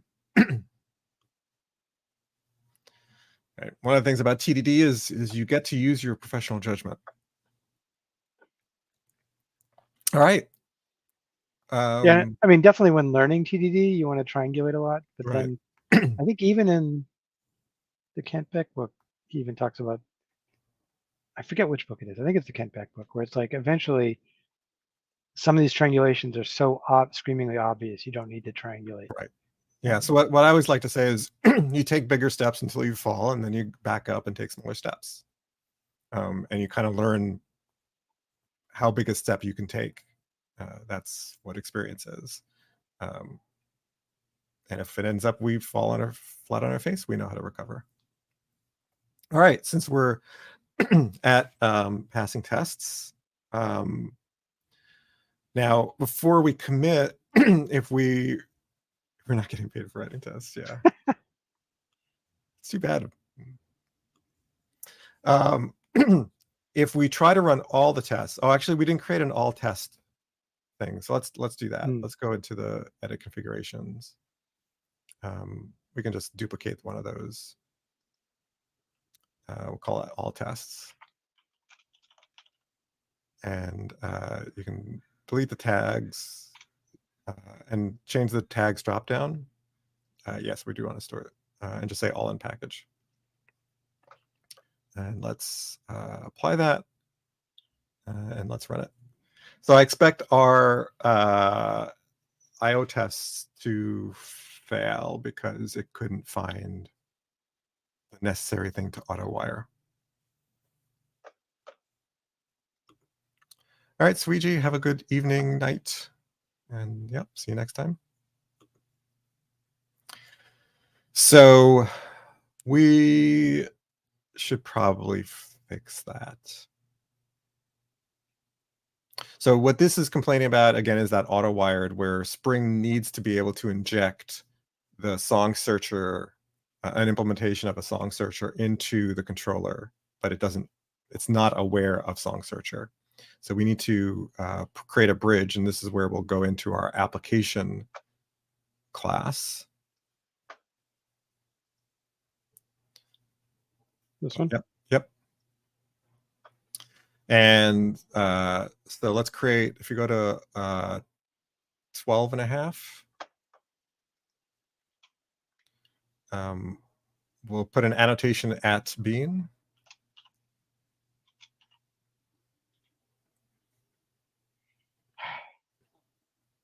That really is annoying.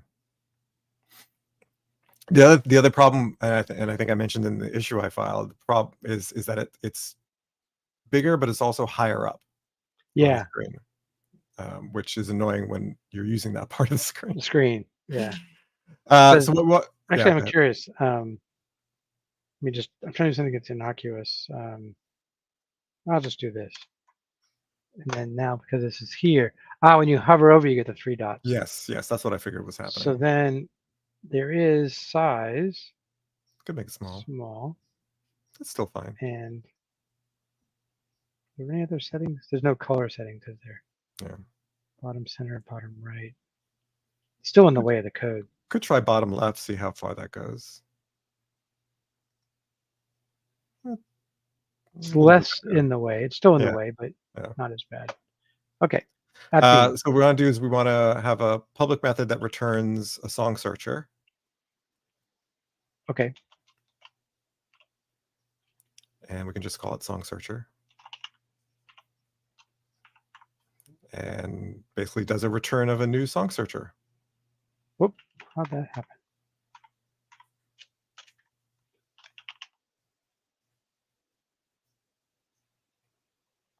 Why are the indentations weird?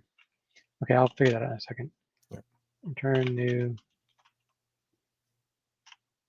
I think because the generated files get indented with 2 spaces, so if you hit Control Alt L, it'll reformat the file.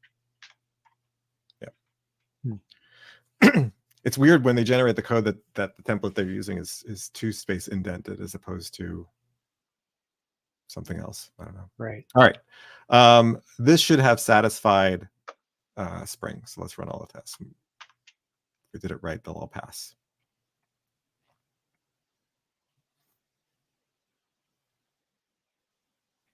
Excellent. All right, let's commit. Cool.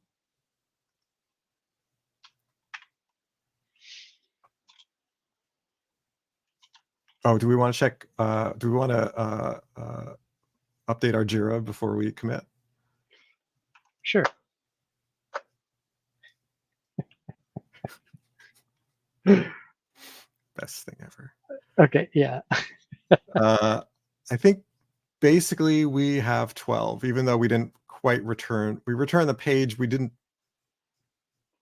I think we should probably split this task because there's 2 parts. There's the model indicates we have no results, but we haven't updated the time leaf, the actual HTML page to do that. So yeah, so return model saying there are no results, and then let's call it generate HTML saying there were no results.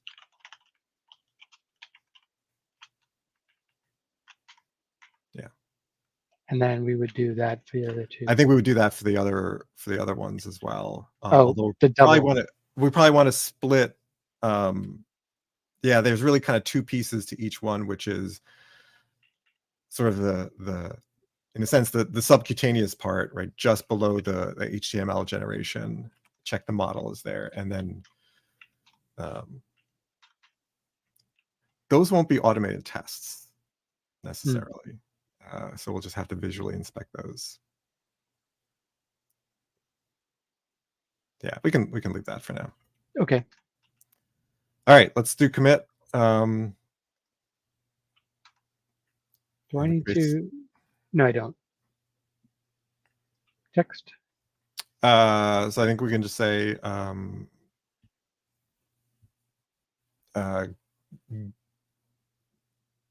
get endpoint now returns model with empty search results.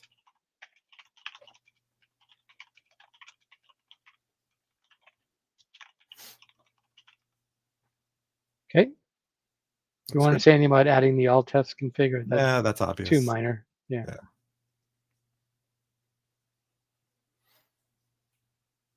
Okay, done. All right.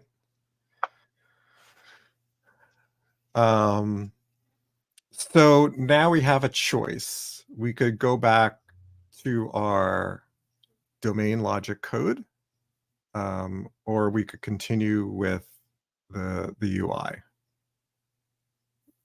What do you think? Now I'm leaning towards domain. Okay. But that's just my giving it 0 CPU time. Free version of Jira. Best version of Jira ever. It's what Jira used to be. Really? Started as a text file. Okay, so then we would like to find a song that matches the theme.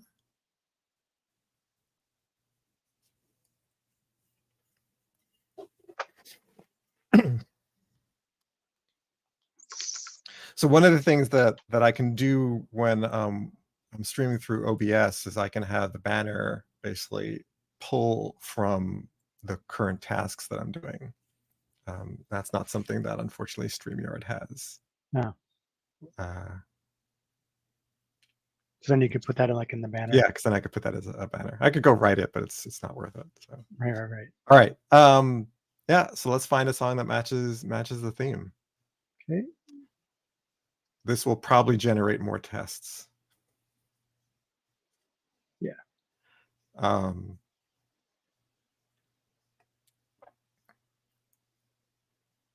Yeah. So let's write a test that we find a song by its theme.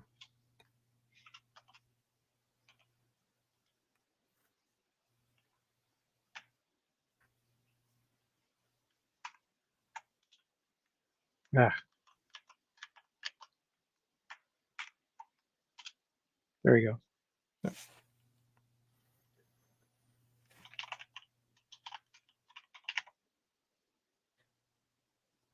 What do you want to call it? Yeah, search for theme, finds matching song. Finds one matching song.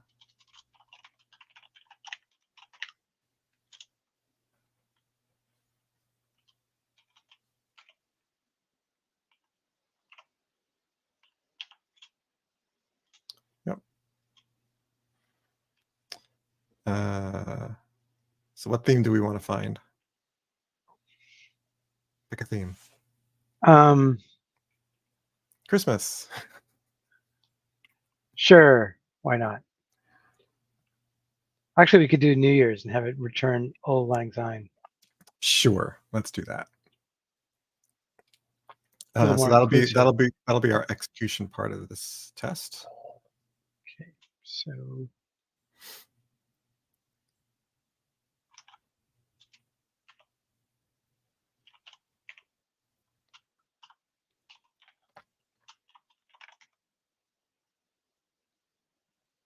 would you search for New Year's or New Year's Eve if it was you on the website?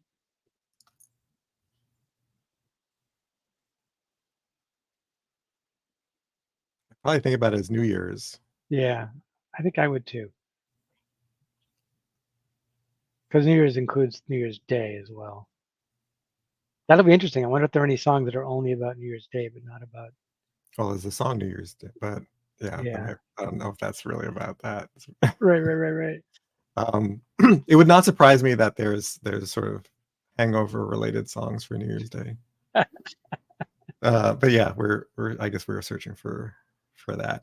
This will eventually bring up some very interesting questions about what is the structure of that string. Right. But for now, it's fine. Found songs? Um, Or do you want to go with New Year's or something else?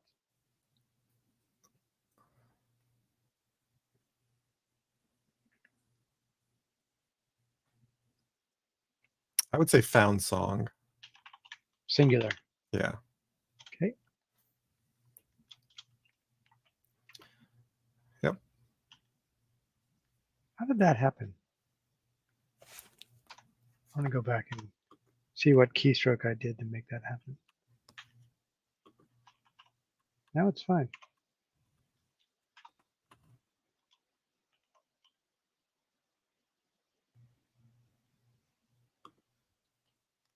So now here's what do we want it to do?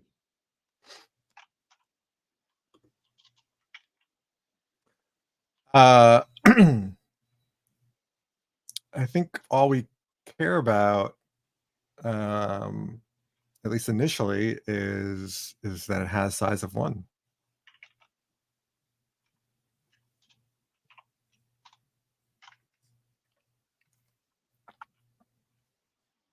Okay. Run it.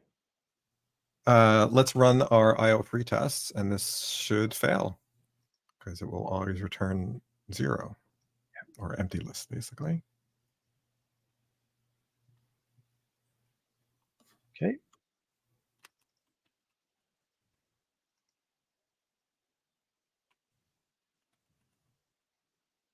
Oh, it is top of hour. Yes. Do we? So you had mentioned that you could go longer. I could go longer. My appointment got canceled, so I could go up to an hour longer. I don't know if there's interest. Well, there's always interest. How about we go for as long as we feel like our brains are good. Do we want to take a short break now, though? Yeah, if we're gonna do that, let's take a short break. Yeah. All right, let's do that. So I'll take a 5-minute break, and we'll come back and try and get this stuff implemented. Cool. Yeah. So somebody asked, since I'm doing, since we're pairing and I'm doing a lot of navigating, somebody asked about, are you students? Okay, you said like. By the way, just a note, you're typing your chat directly into YouTube. What you want to do is actually type it into StreamYard. I am typing in StreamYard. Oh, that's interesting. I wonder if it's because you probably don't have. Do you have a Twitch login? I should, yeah. All right, we'll have to figure that Figure out. that out later. Yeah, Yeah, because it would be better if it was on what Twitch. happens is then your comment doesn't show up on Twitch. Because when I type in a comment, it basically gets broadcast to both. I'll have to figure that out. All right, no worries. Yeah, cool. Can work on that afterwards. All right, so what's our next step? I think we had a failing test, right? Yes, we did. All right. So expected size 1, it was 0. Well, Simplest thing that'll work. yeah, let's make a pass. What? Oh, wrong.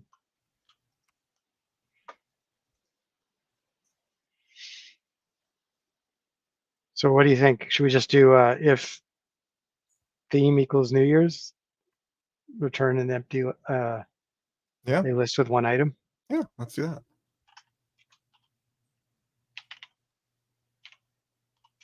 What do you do? Contains? No, what we probably want to do is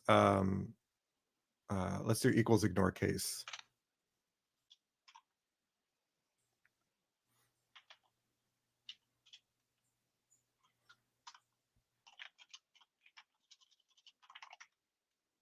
Yeah, just to change it up. Yep. Now, would we want to do a return? What do you think? Return what we want, or introduce a local variable, or start out with return and then refactor to? I would say whatever the simplest, most straightforward thing is. Yeah.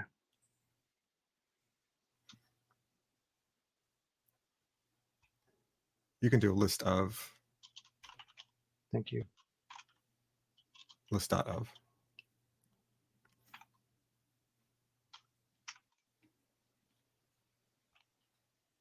I can't remember how to spell it.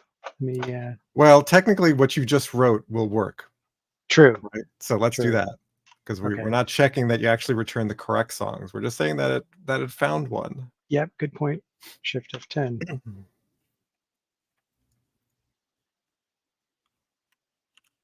Okay. So now we'll write one to find the right one.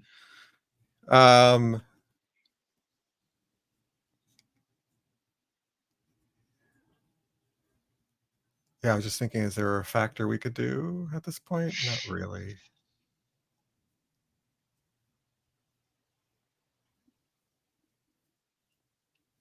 Yeah, so what we can do is we could write another test, but I think what I tend to do is sort of ratchet up the constraints on the test we just wrote. Right. That makes sense. Yeah, so let's do that. What do you think? Another assert or change the assert to? I would say we can change the assert. If we use a contains exactly, that will have the same effect. And do you want it to be this, or do you want to drive it to? Well, I think we should actually assert what we want, because what we want to do is sort of go back to a failing test. I needed that spelling. Yeah.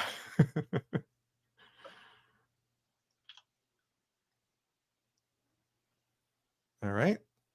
So now it should fail. Yeah. Because empty is not all long sign. Right. Excellent.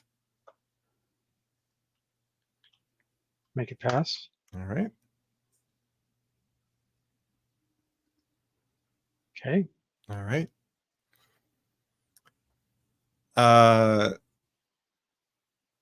We could do a commit. I feel like we don't have to, but we could do one where we now return a matching song.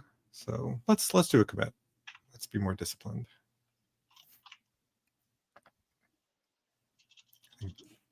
Were you going to say returning matching song?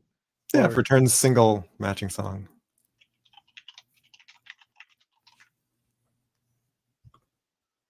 Okay.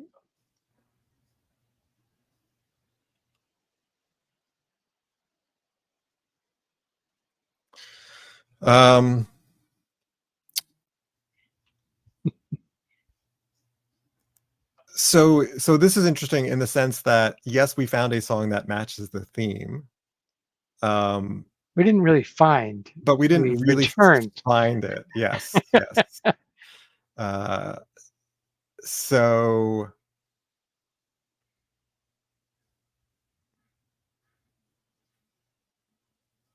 I think what so we have where we find no songs. If it's not, so the applesauce theme isn't there. New Year's theme is. Do we have enough to generalize now our implementation, or do we need another test?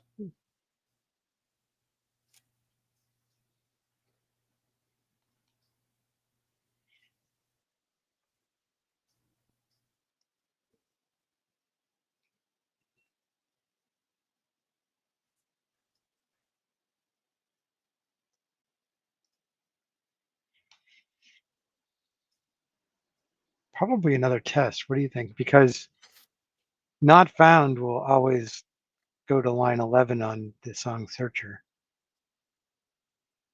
In other words, if you don't find something, I don't know. What were you thinking? I think we have enough coverage because we basically have.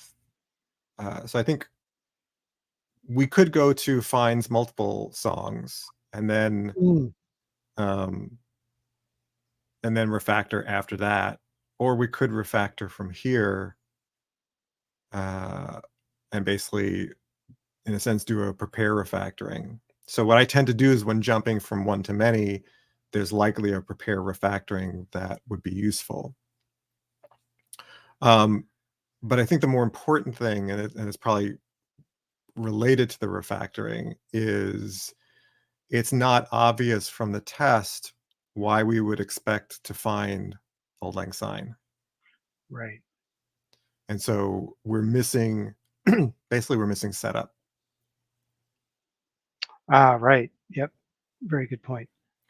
So so I think we need to satisfy the our need for the setup being having all the information that tells us why we should find this song.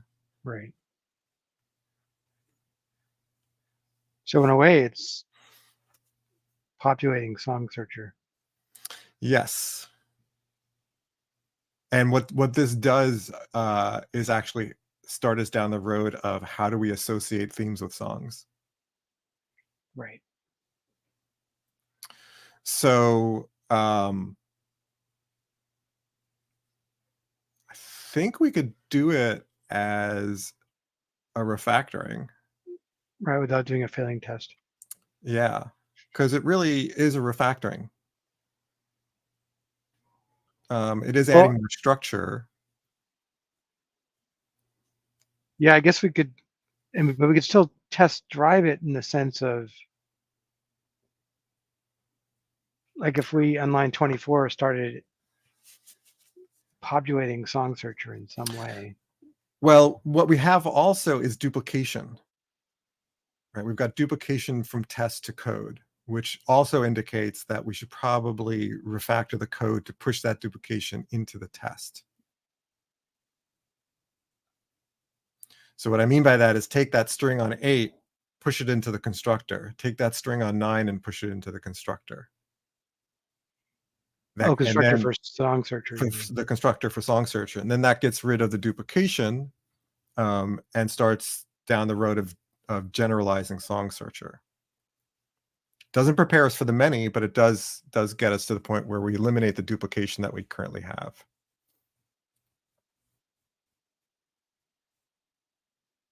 I think I know what you mean. Probably best for you to Yeah, let's do navigate it. me toward it, and Yeah, then so I'll let's correct it. take the string on line 8, the New Year's, and let's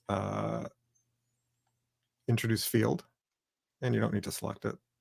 Oh, right. I forgot about that. Not control You can alt leave it F. selected. But, yeah. So this would be our theme. Theme. That's going to cause a conflict. Yeah, I know. I was wondering about that. Let's back up and let's rename the parameter. So back up more. Let's rename the incoming parameter to theme query. Do you have a better name? Requested theme? I think theme Sure. queries, well, I'm not sure which is better. Let's try them both.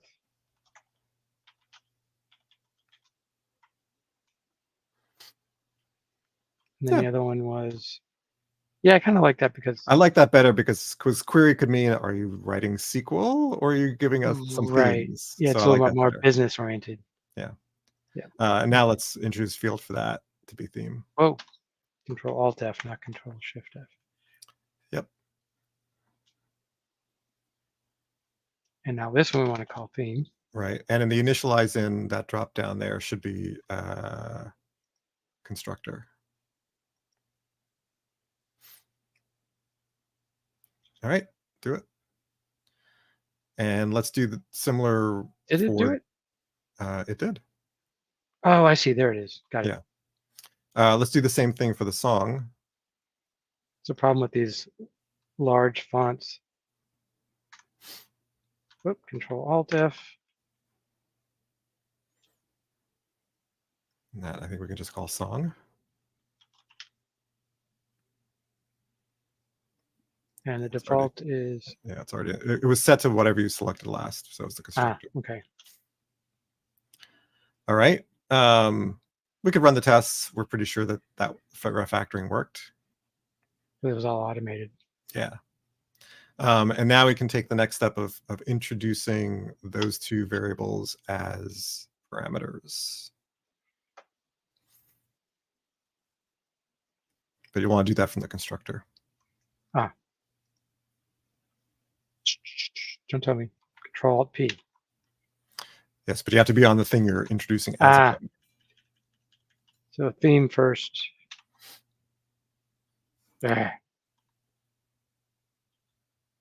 Undo. Oh, wait a second. Because that's not what you want. What's the thing that we're parameterizing?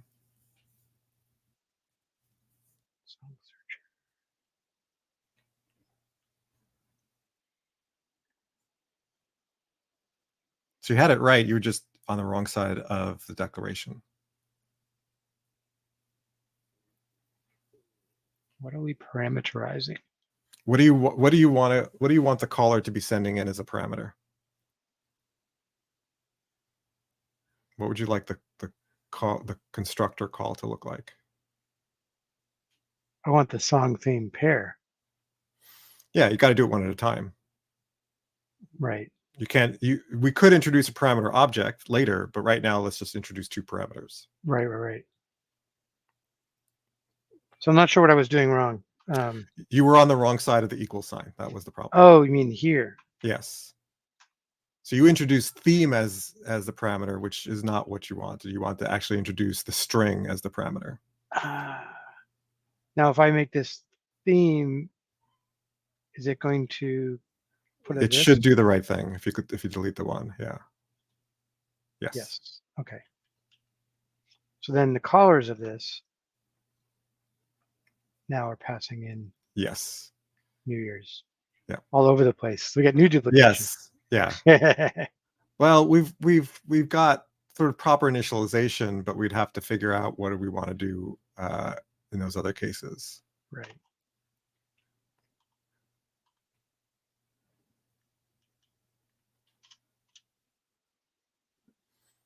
Okay. All right. And that should also just pass. Cool. And for completeness sake, let's force a failing test so we can close the tests. Let's go up to the test. Let's change the input there on line 23. And we can change either side. Let's change the all lang syne to something else.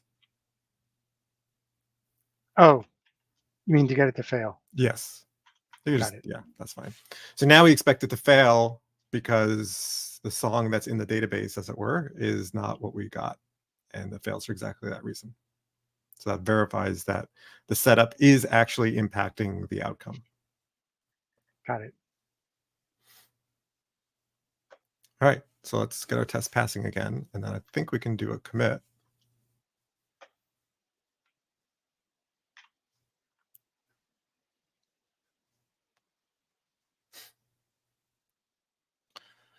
So this was refactoring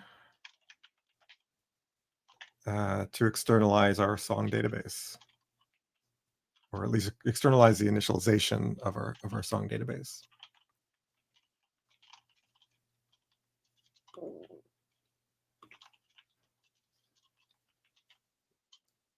Good.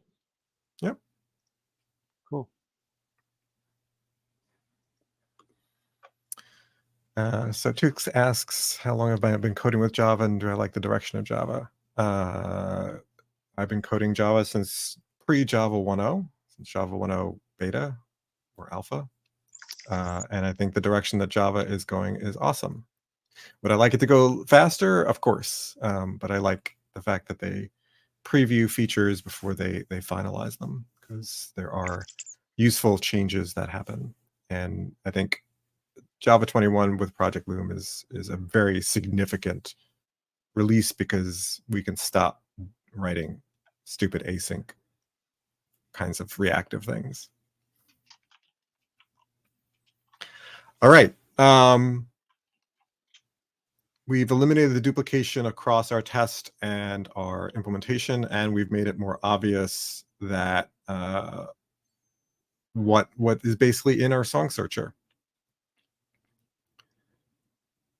So now we should take out duplication in our setups. It might be the time to do that. Yes. So we could extract setup. I'm not sure that would. Did that bias anything? That wouldn't bias much at this point. Or is it better to move towards a better setup? I feel like I don't know yet what our better setup might be. But if we encapsulate our setup, it might make that easier to change. So I'd probably say let's encapsulate our setup more for making future change easier rather than anything problematic right now. Is it only in this one test class? Oh no, it's No, there it's too. it's there as well. And so what we'll probably want to do is create a method and then move it to a static to a factory class. Got it. So extract to method. Yeah, so let's extract a method first. Now if I just, no, it's not. I have to select how much. You can try doing Control-Alt-M and see what it does. I thought I did. Oh no, there we go. Yeah. I did Control-Shift again. So we can say just create song searcher.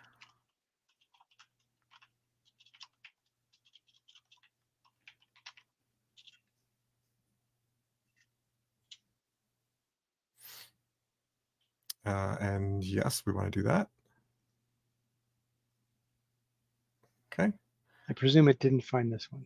No, because it only looked within the class.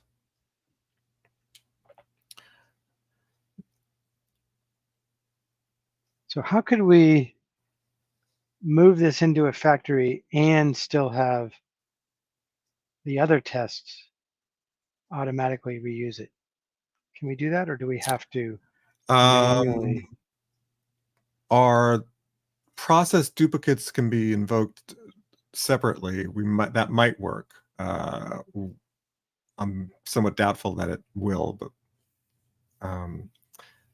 the other thing we could have done is in Song Searcher itself, create the static factory method out of the constructor, which would have replaced all constructor calls, and then move that static method into a test, or leave it inside as a nullable like thing. Do you think it's worth giving that a try? Yeah, actually, I think that's a better way to do this. So let's undo what we just did. Okay. There's a easier way to undo other than just Control Z out of it, right? You can Control Z, but you'd have to be in the right place. So now you're sort of in a bad state. Yeah. So we can revert back to our last commit. Okay.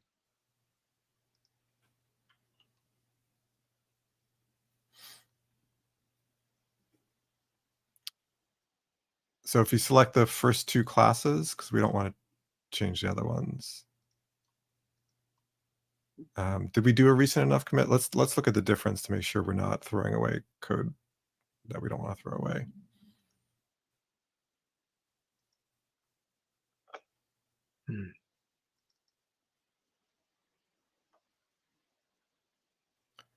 Oh, so we didn't commit after we... Oh, we did commit. Okay. Yeah, so let's revert those two files.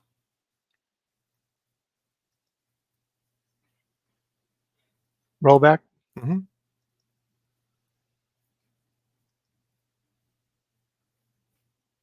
Oh, that's weird. It didn't roll back the checked files, just roll back the one you selected. So roll back the other one. That's weird.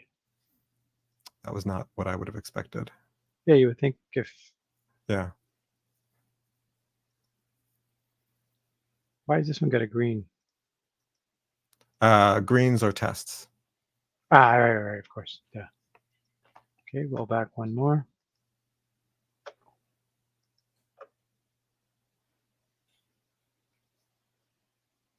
That's the diff. Can you close that window? Yeah, thank you. And what's wrong with the song theme controller tests?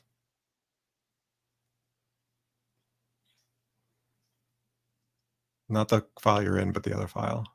Song theme controller test. Oh, we probably need to revert all of them. So let's go revert all of them.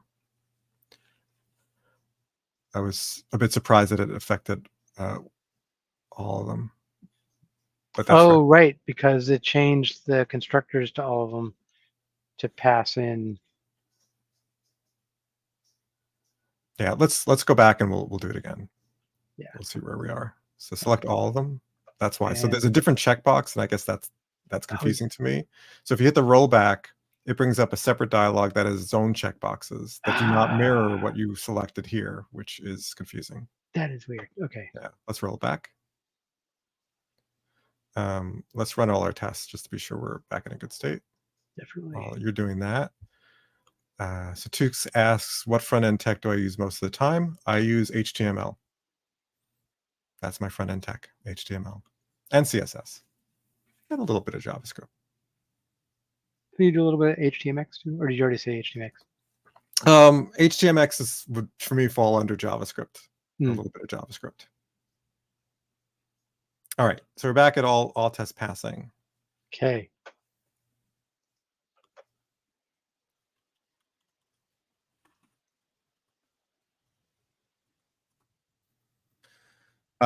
So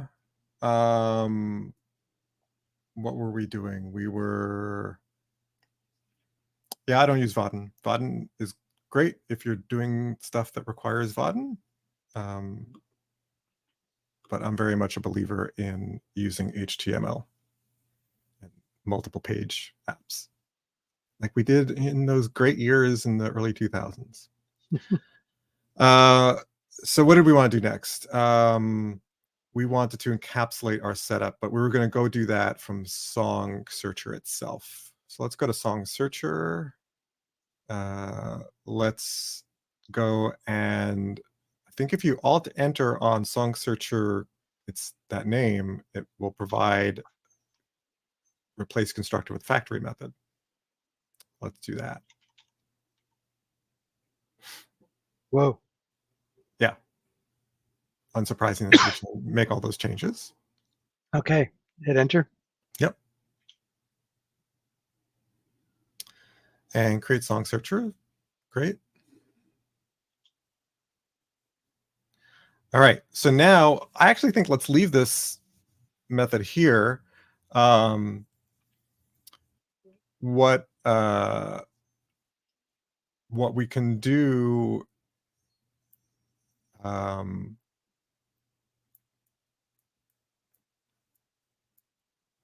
is we can create some additional factory methods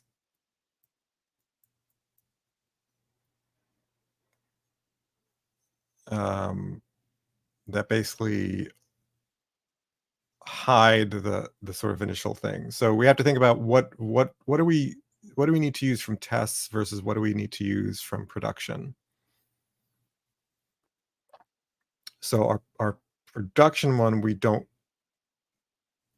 really have production except in one place in our application class. Everything else is tests. So let's focus on the test, and then we can worry about production.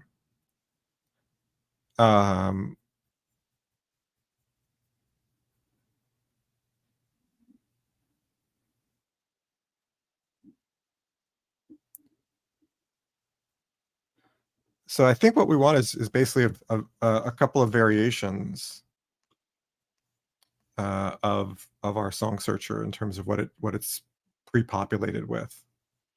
Like something along the lines of create song searcher with one song with Yeah. multiple songs. Yeah. Something along those lines. Yep.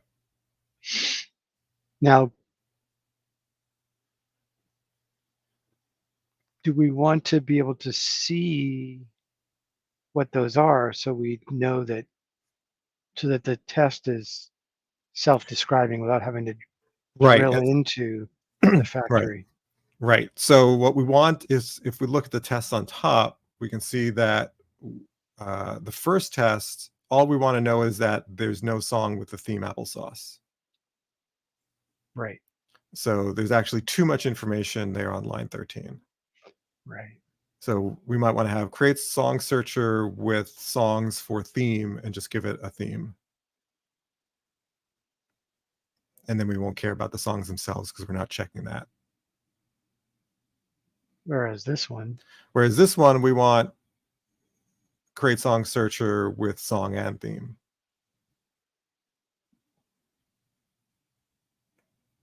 So let's handle the first one. you know, extract method. Or no, we want to make it. Actually, I don't know.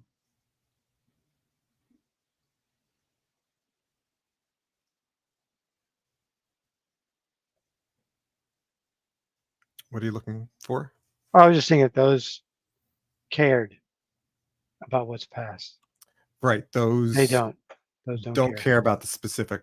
So they would be more the songs. Yeah. second Yeah. factory method. Right. So I think here we're just going to have to create new factory methods. Okay. Do we do it through extract method? No, I think we're just going to, well, we could. I'm not sure it's worth it. And so what we want to do is I mean, we could extract method and then introduce parameter and then move the method over. I'm not sure that that's worth it. So let's focus on what we want for this one, which is we want to create with songs for theme.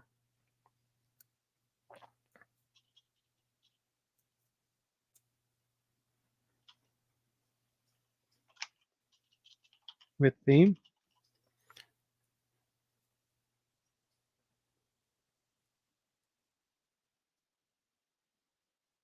Yeah, I'm thinking that we want create 4 songs with theme.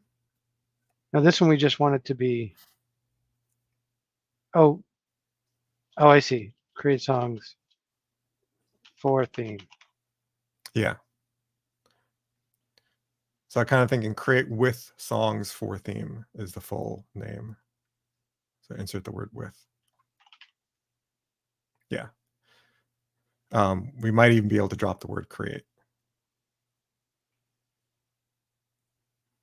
because the creation is implicit. Because it's a factory method. Yeah. Yeah, I like that. And then let's drop the song name. And we'll create the method.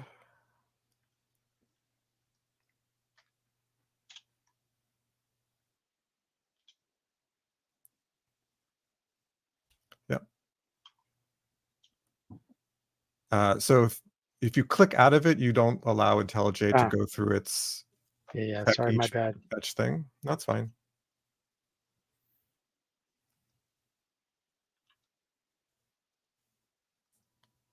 Trying to get back to it.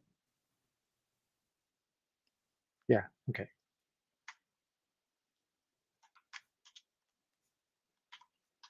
Wait. Yeah. So let's do it again. No, you just want to have it create it. Oh, right. Alt Enter. Yeah. Sorry. Yep. Yep. Hit Enter. Enter. And then this is our theme. Theme. Enter. And now you enter. Yep. And now we can return a new song searcher.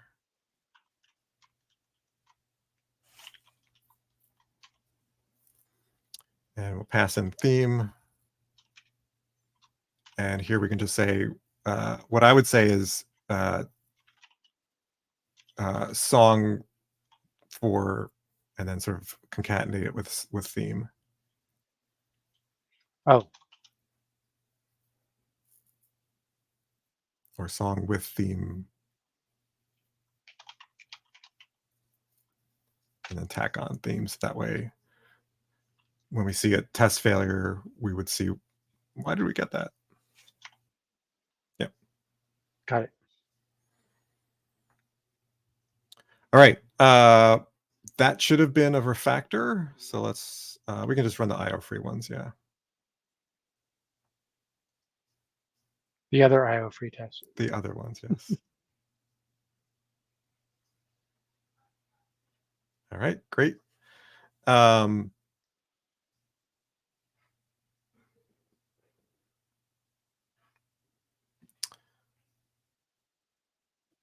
Let's now go to the other test in the one above. Sorry, no, I meant the second test in that same class. Yeah. Got it. I think that one we want to leave for now. Right, because that we are checking. Yeah, because we're matching the theme we're looking for in line 25 with the setup and the thing we get with the setup as well. Right. Now, these could be yes. don't care. So these, I think it's probably worth doing the extract method and then make static and move. So let's do that. So not the controller, the song searcher part. Right. Do I need to do this? No, or you don't need to do that. Okay. You'll get the choice of what when you hit the Control Alt M. But that's the part we want. And so this is going to be create song searcher with one song, or just say with one song, since the creation will be with one song.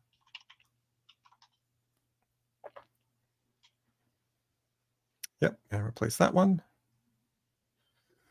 Then we can take that with one song, since it's already static. We can now move it to song searcher. Just F6 straight up? No. Yeah.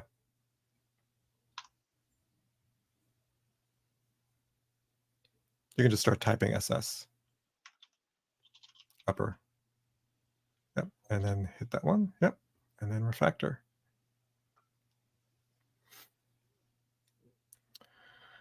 And we want to take off that annotation not null because it's inappropriate for that method. Or is it just not imported? Actually, sorry, leave it. No, we don't want to add those annotations. That's fine. Let's make that method public, since it should be public anyway. So are you saying keep the not null annotation or get rid of? We'd have to choose, do we want to put these annotations in? We haven't been doing so before, so I feel like let's not do it now. Sounds good. All right. Let's run all our tests. Even though the one above it is sort of covered by that. Let's just run all our tests. Because I think the only place where we're now using the one that we pass in both the theme and the song name is in that one IO free test, but also in the application itself, which I think is fine for now. Yeah, that's fine for now. Unless we want to just say, I think that'll be fine for when we start using the UI and inspecting it visually. Eventually it'll be a different creation method. All right, I think this is actually a good stopping point. Okay. Because I know my brain is getting Fried. low. Yeah. Yeah. Yep. So let's go and update Jira. Oh, you want to commit first or update Jira first? Let's Actually, update update Jira. Jira first. Yeah, let's update Jira first. Anybody who's listening and saying, what? They're updating Jira? What? The joke that keeps on giving. Mm-hmm.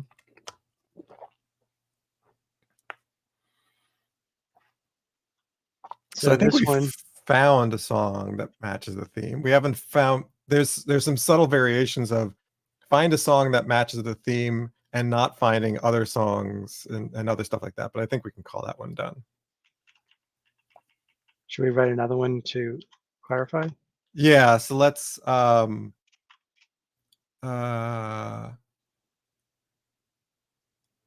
actually no, we sort of got it covered. I think we've got it covered. We'll hit some other stuff when we get to the find multiple songs. I think that's it. Cool. Yeah, Jira. Yeah, should I make it all caps? Jira dot screaming caps Jira.txt. That's up to you. Okay, what do we want to do for I think this is mostly a refactor. And so it's basically creating nullable like adding nullable like creation methods to Song Searcher.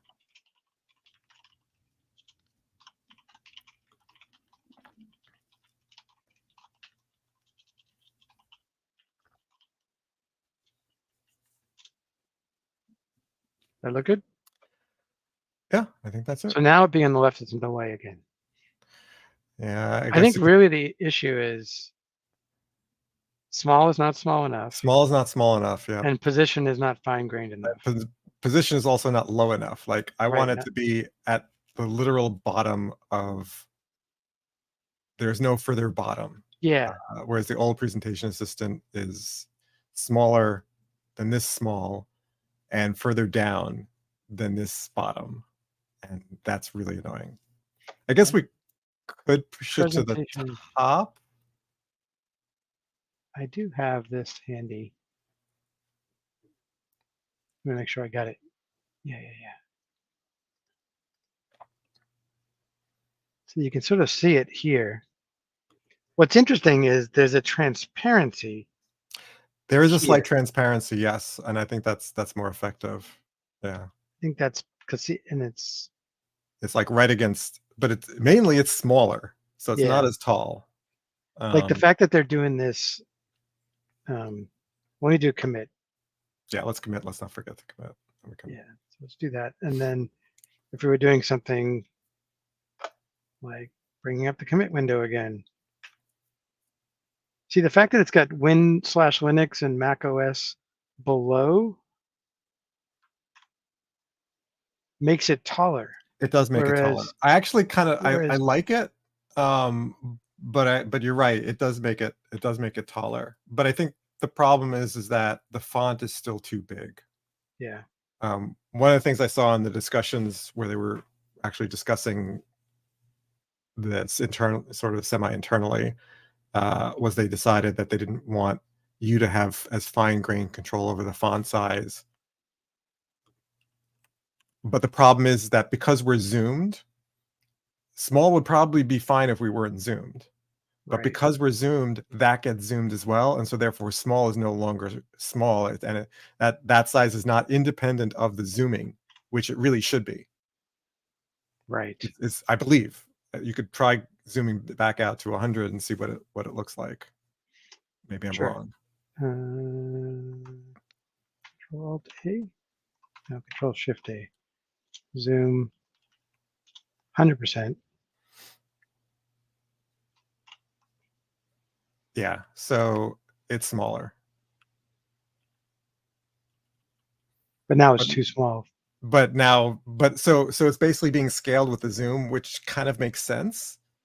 Because that's the way zooming works, it just multiplies everything. But it's small is not small enough. Whereas in the old plugin, you used to be able to specify the font size directly. And you specify, and yeah. And the transparency let you see what's And there was that underneath. slight transparency in the color. Color, I think, is vital. That green. The color, I think, is key. The slight transparency is really useful. But the fact that the font size is too big is the main problem, and that's not low. That bottom is not low enough. You might try pushing it to the top, seeing what that looks like. Okay. But you might want to zoom back out to, or zoom back in.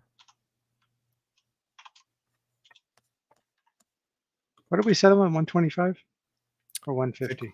I forget. I think it was 125. Okay, so this is 125. Is that 125? Yeah. Let me double check. Yeah. Oh, then it was 150. Okay. Yeah. So now,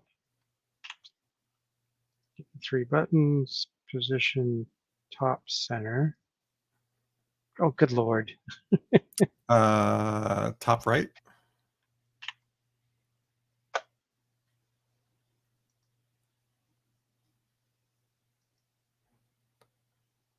Yeah. So the problem is that it's still contained within sort of the editor pane as opposed to the overall window pane. But that's probably better. Let's leave it there and see how that feels. Yeah. It's probably not going to be great no matter where we put it because it's just too big. So big. Yeah, it's too big.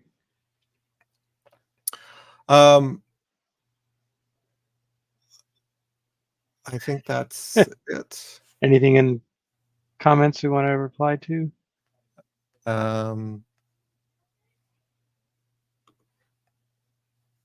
No. So the just since we mentioned the Jira, the whole idea of us, even though there are tools like there's various CLIs and so on, the idea was we wanted to not have to switch out of. We don't want anything complex, and we don't want to have to switch out of IntelliJ, basically. So that's why we went back to a text file. Yeah. In other words, the absolute simplest thing that works for us right now. Yep. And that will probably change. And IntelliJ, like the structurelessness is actually a feature because IntelliJ has built-in task management where you can create these tasks and check them off and so on. But then you are now stuck with however it organizes tasks, and we don't get to have random comments like the TED file an issue for this thing.